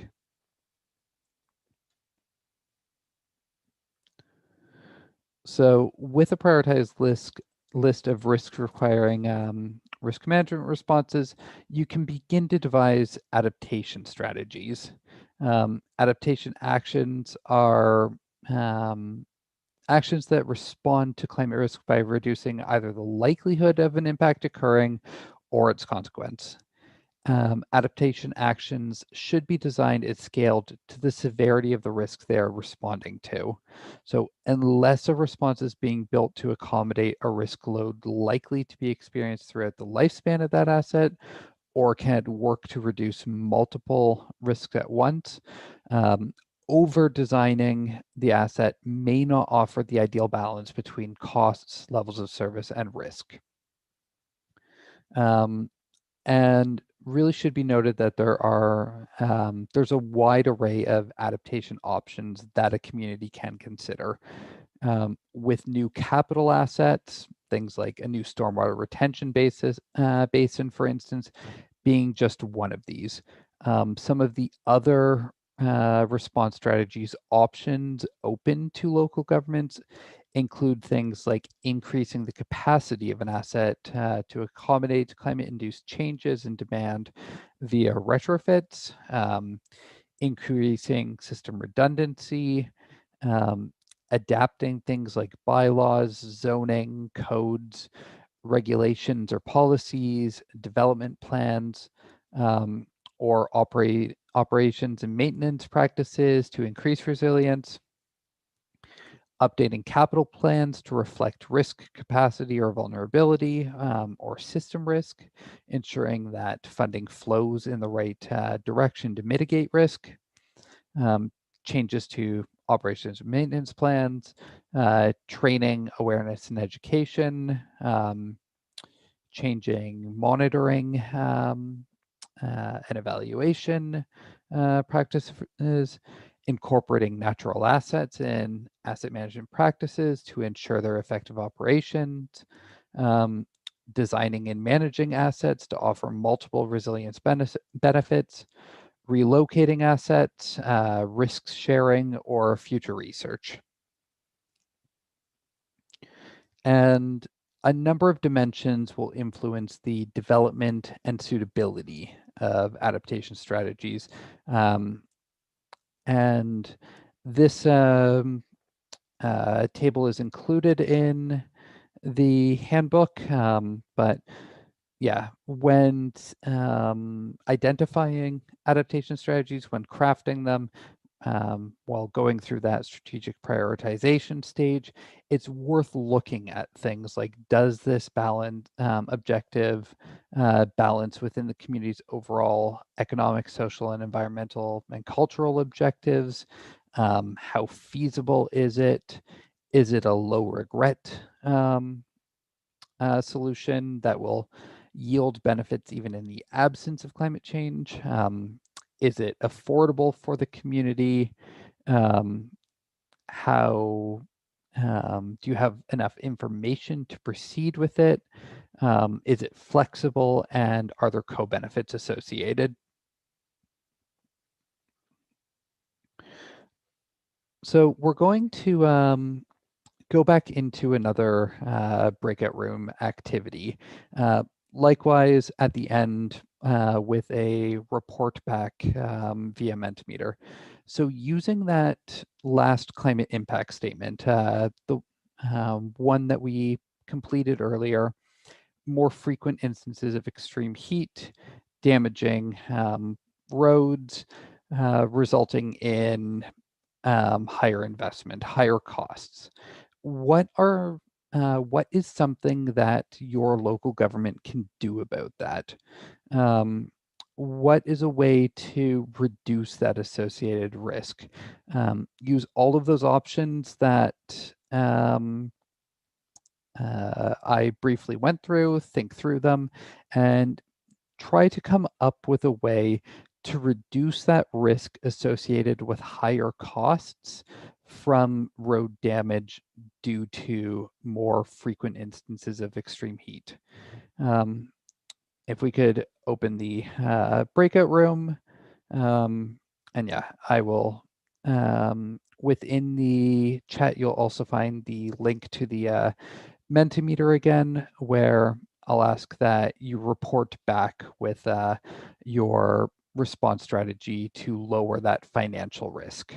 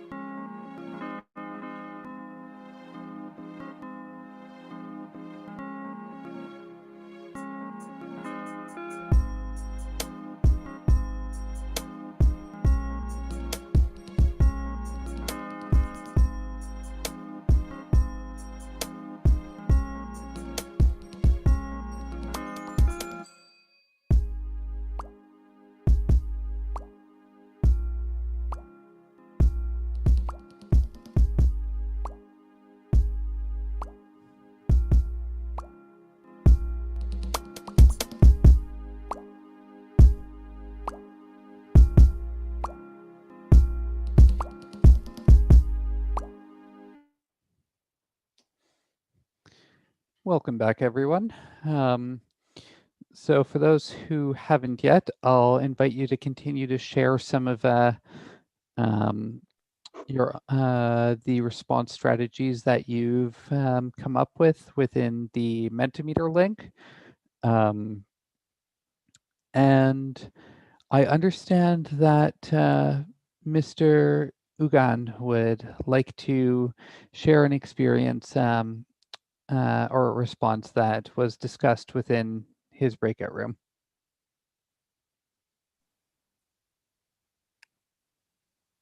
Thanks, yeah, and for the opportunity to just share a small experience from my end. Definitely, just talking about infrastructure development, one of the key aspects of doing infrastructure development is undertaking environmental impact assessments. But from my end and from my personal experiences, I think so it's time to look into also considering cumulative impact assessments of infrastructure development, because environmental impact assessments just cover the project level of assessments or impacts to the impacts that the project has. But it's important to look into a more wider approach of environmental impact assessments, which also takes into consideration climate change, at a wider angle. So just sharing some of the experiences is from the Bhotekoshi hydropower. It was, so a hydropower is more or less expected to serve for 50 years, but the Bhotekoshi did not even serve 15 years of its lifetime. So the major issue was, like when we're talking of climate change, we also need to look into what is happening in the outside environment. And one of the major gaps that was seen is that as glacial lakes were forming in the northern side, in the Chinese side, that was not taken into account. And when that broke down, it really caused havoc, and the hydropower dam site was totally broken. First, it had earthquake damages. Later on, landslides were some of the major causes. And then finally, when the glacial lake burst from the Chinese side, the whole hydropower was damaged. So it's very important to look into many aspects of climate change, because in the engineering course, we are not taught about climate change as a key aspect of your design. But because climate change is becoming more and more pertinent, we can, in our design features, probably we might have to look into not only 10 or 50 years of return periods of floods, for example. You might have to look into 100 or even 500, because we are seeing one of the deadliest floods happening in most of the countries. Everything is coming to the superlative. So I think so this is going to be important, because these are going to have repercussions on your costs of design and all that stuff. That's why many designers looking into cost, and if you integrate climate change into your design, the costs are really going to increase. And climate change just could be a one-time event, but it destroys everything. You could have the worst flood and then all your infrastructure is gone. So I think so it's important as to how engineers and designers look into integrating climate change. And for example, many countries are also developing their national adaptation plans, and they want to integrate climate change into the infrastructure sector of infrastructure sector. So I think so it's very important to integrate climate change into different sectors, including infrastructure. Yeah, that's all from my end. Thank you. Thank you again. And I definitely agree, and we'll get to that component just a little bit later on, where absolutely factoring in climate change within the design is likely to increase the upfront cost. But compared to the cost of doing nothing, those there can be a very substantial business case. And using this example of the damage to roads leading to costlier repairs to maintain levels of service, research that'll be coming out in Canada within the next couple of months shows that this is actually the most expensive risk facing strictly municipal infrastructure. The costs are very high to local governments. Ours being a colder country, we have not typically designed for heat, and but where the most frequent response strategy just being procure more heat-resistant asphalt from countries like Australia, which have a longer history of using it. The upfront cost may be higher, but the overall benefit associated with that cost is very high. So with a prioritized list of strategies determined, you're able to begin actioning them via your asset management action plan. Exercises within the chapter of the handbook encourage you to reflect on things like whether a particular adaptation strategy fits within the broader community. But in order to put them into motion, you will need to articulate the following, much of which has already been identified through the risk assessment process. So the particular action that you're proceeding with, so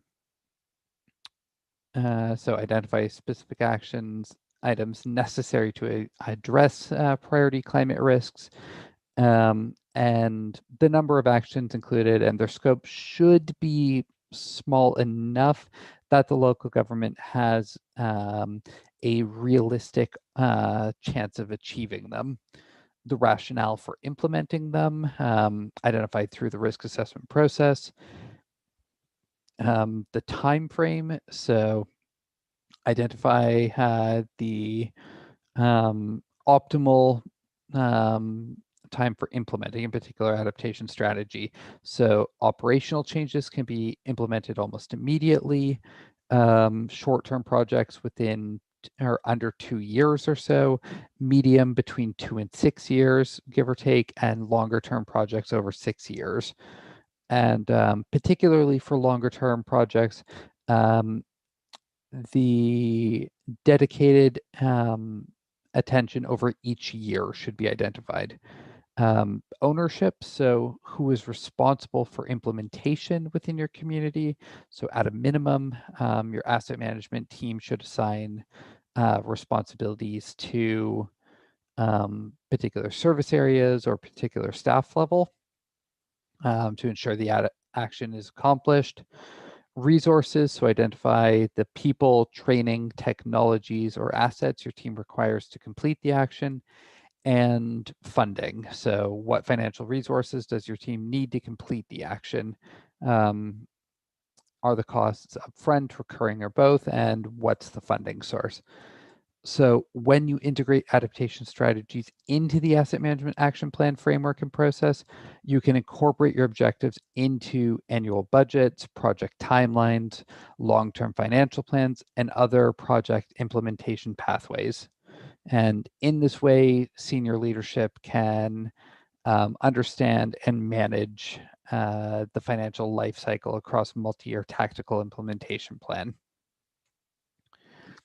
So as we were just discussing, and as Ugan really successfully brought up, there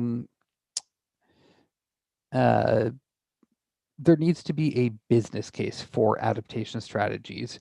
And one of the reasons why this hasn't always been something that's been at the forefront of municipal priorities is that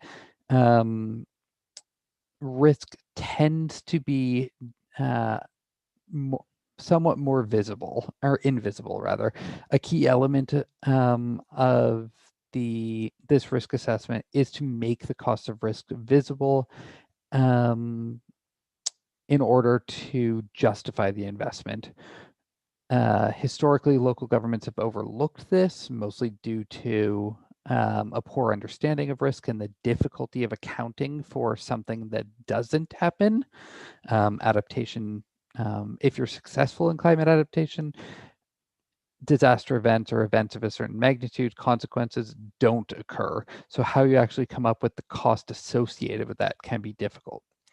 However, global analyses like through the Global Commission for Adaptation have shown that there does tend to be a very good return on investment for climate resilience in infrastructure, averaging about 4-to-1 benefit to cost ratio. But certain projects can be significantly better than that. One, for instance, within India, one local government upgraded the stormwater capacity of its drainage system from being able to accommodate an 11-year storm to a 25-year storm, and the return on investment to that was 248-to-1. And very important to note that your infrastructure does not operate within a vacuum. Infrastructure assets are highly interconnected and interreliant, meaning that a failure in one asset could have consequences for multiple others.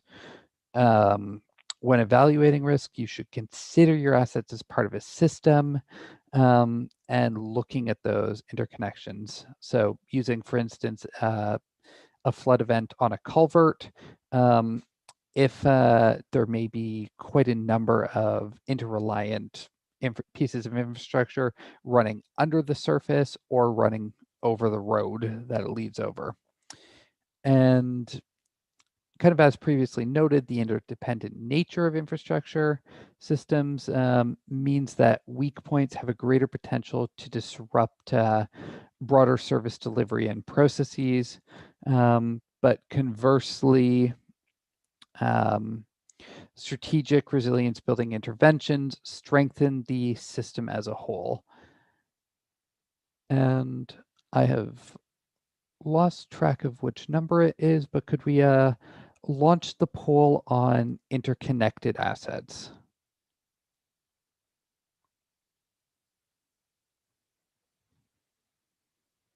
Perfect.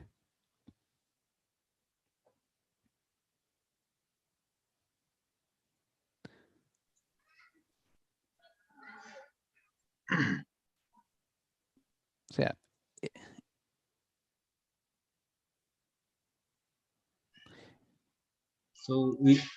So we have another Zoom poll. If a main road in your community were to be washed out during a flood event, which interconnected assets would likely be impacted? You can check all that apply.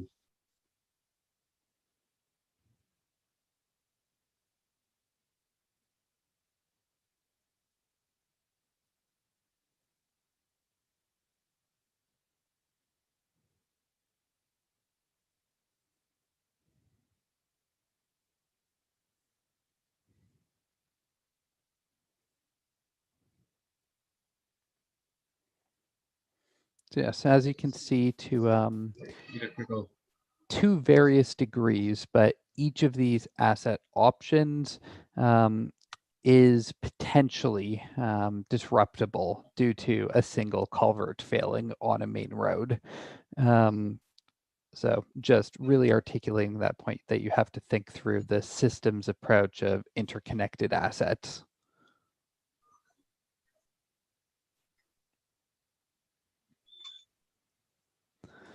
And the past few years have seen a really significant increase in the recognition that the natural environment, so aspects such as wetlands, forests, mangroves, creeks, or combinations of gray-green infrastructure like storm roof or green roofs, bioswales, urban trees, and stormwater ponds can offer substantial risk mitigation benefits and can deliver municipal services of equivalent quality to gray equivalents, but often at a lower cost than fully engineered assets.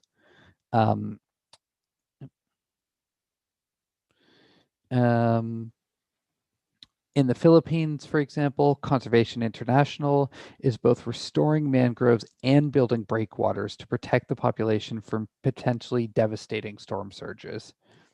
And in addition, natural infrastructure can offer co-benefits such as water filtration, improved air quality, noise reduction, stormwater management, reduced energy consumption, and improved physical and mental health. So preserving the natural ecosystem is much less expensive than restoring or replacing it. So infrastructure planners benefit from considering natural infrastructure as early as possible within the planning process. And a general rule of thumb in this process is the most cost-effective way to prioritize the use of natural infrastructure is to conserve what you have, restore what you lose, and build what you must. Could we please launch the next poll?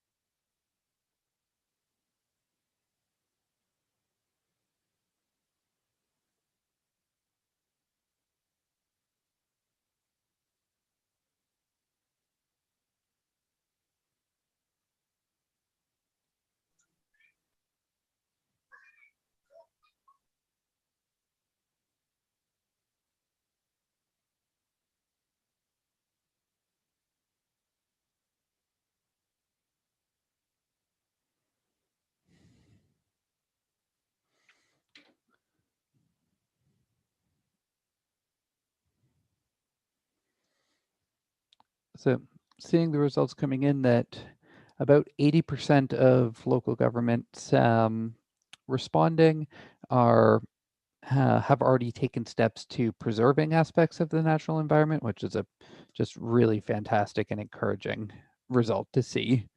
I commend those on that leadership, and I hope the remaining 20% make strides to start to prioritize their conservation. And it's really worth noting that while not identical,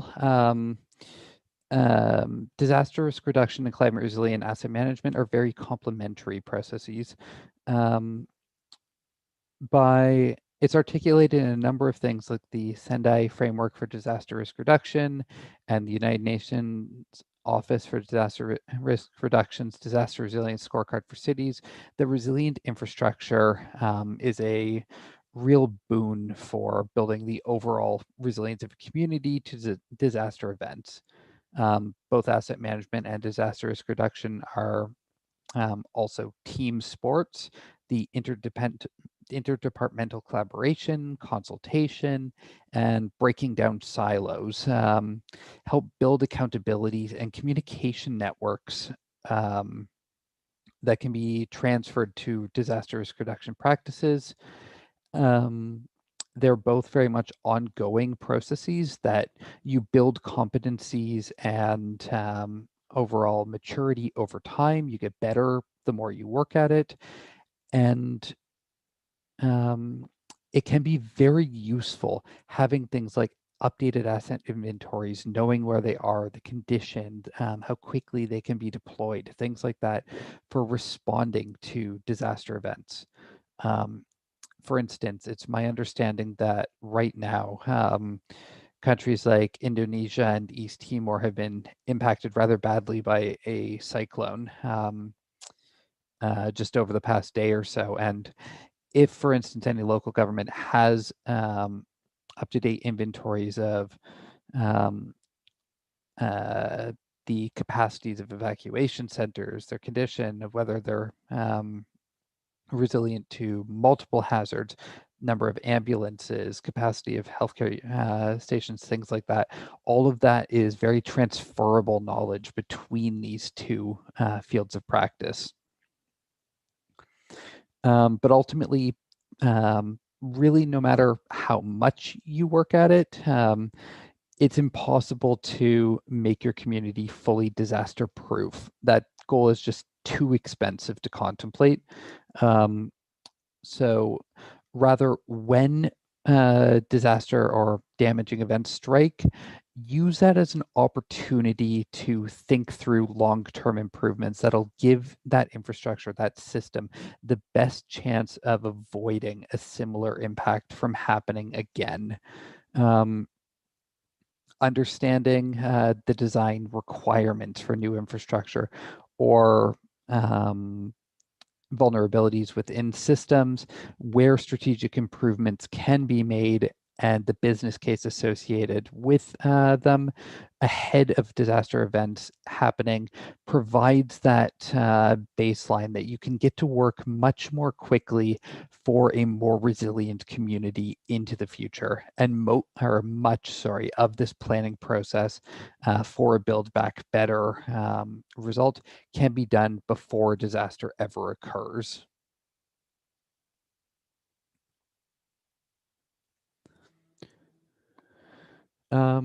And rather finally, while the main intention of this session chapter was to encourage asset management that enhances climate resilience, many adaptation strategies can be designed to enable co-benefits.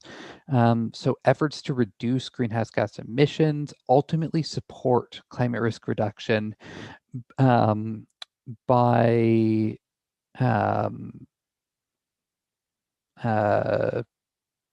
by leading to the world as a whole experiencing one of those less severe climate change scenarios.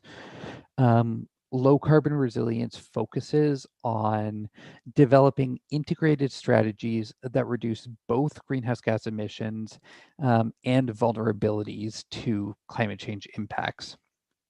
So, for instance, while large infrastructure projects like seawalls, for instance, can offer substantial risk mitigation benefits, that much concrete brings with it a large carbon footprint. So if it's geographically feasible, an alternative mixture approach of,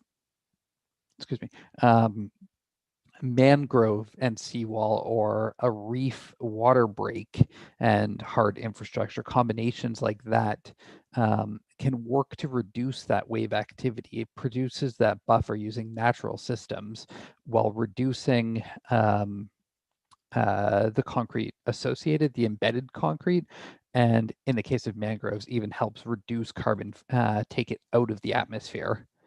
So every country in the world has signed on to the Paris Agreement and its commitment to keep local global temperatures well below 2 degrees Celsius. Local governments offer local solutions to national problems. And by adding a climate mitigation lens to your resilience building projects, you can help your national government meet the Paris Agreement targets that it signed on to. But it's absolutely worth acknowledging that it is not always possible to follow this low carbon resilience framework, but it does provide an ideal to strive towards. That's all I have for you today. I have one more question in Mentimeter that I'll switch over to right now. Just asking, what is the most useful information that you've really taken from today. But otherwise, I believe we have a few minutes for questions. So welcome anyone to either type out a question in the chat or to raise their hand.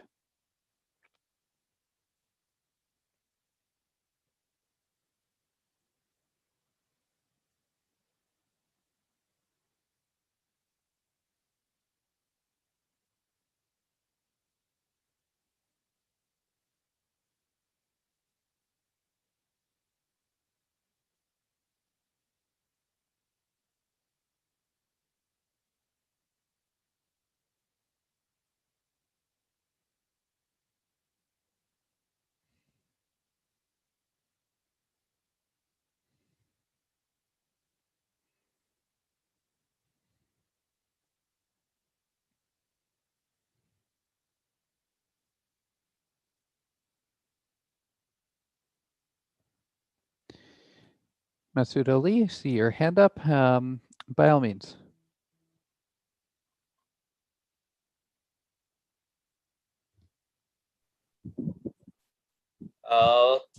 Thank you. I learned from this session very effectively a lot of things, especially risk level interpretation, likelihood and their consequences creates a urgency, and we can able to interpretation the risk level, low, medium, high, and extreme level. And this should be help to us to risk mitigation and even response. So this is a very effectful and efficient learning from this session for me. Thank you. Thank you. Thank you, Masood Ali.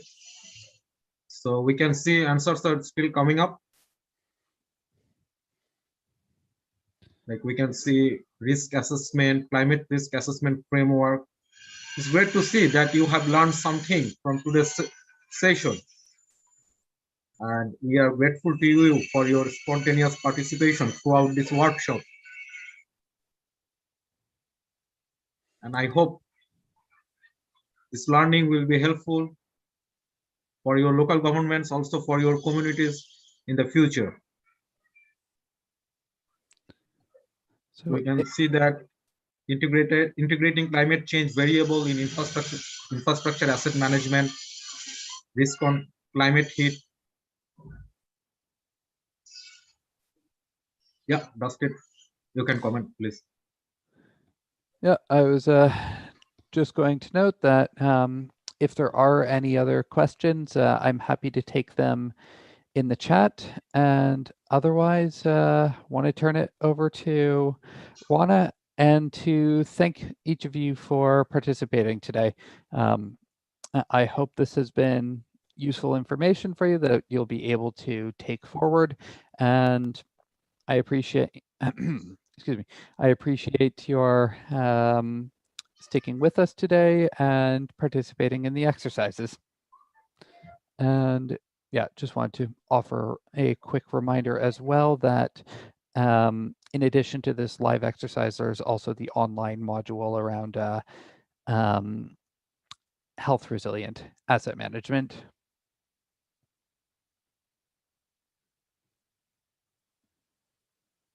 All right, thank you very much, Dustin, for the wonderful presentation.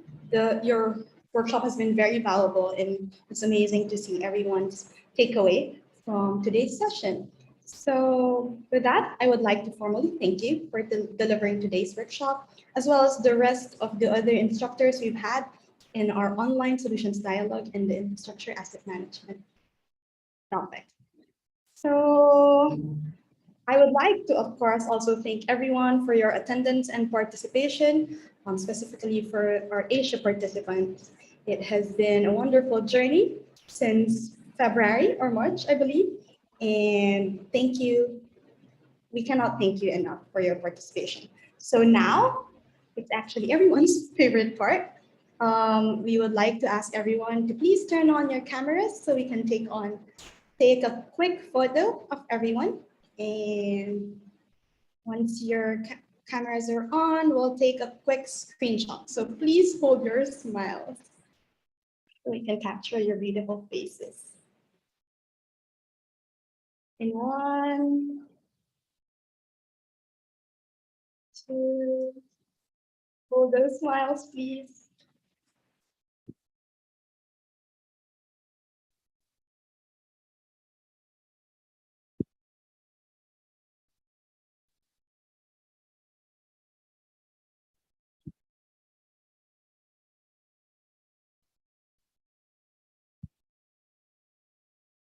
Few more windows.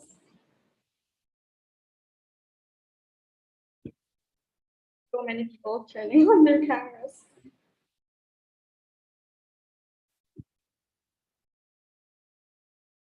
A few more, please.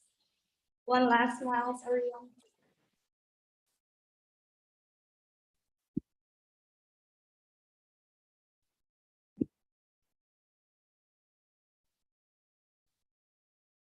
All right. I believe we have everybody now. Thank you so much for everyone's participation. And I believe we'll be sending you the photos included in the email once they're available. And last but not the least, this is also part of your required activities. We have prepared a feedback form for everyone to complete. So you will see the link in the chat. So let's give a few moments for our colleagues to put the link in the chat. There you go. So if you can all open this link, please. And we would like to ask you to submit your feedback within the next few minutes. So this feedback form is important. So completion of this survey is also a requirement to your certification course. So we suggest that you open them now and start inputting your feedback when possible. But we're also going to send the link via email in the event that you would like a little bit more time to think about your responses. But as much as possible, would like to invite you to complete it today. So I hope you are all now opening the link in the chat, and we'll be waiting for your feedback. And that's pretty much it. Again, would like to thank you for being with us throughout the OSD session. And there's still the public health self-paced module, as Dustin and Daniel were informing you earlier, and you will find the instructions and details for that via email. Again, thanks everyone, and I wish you all a good day.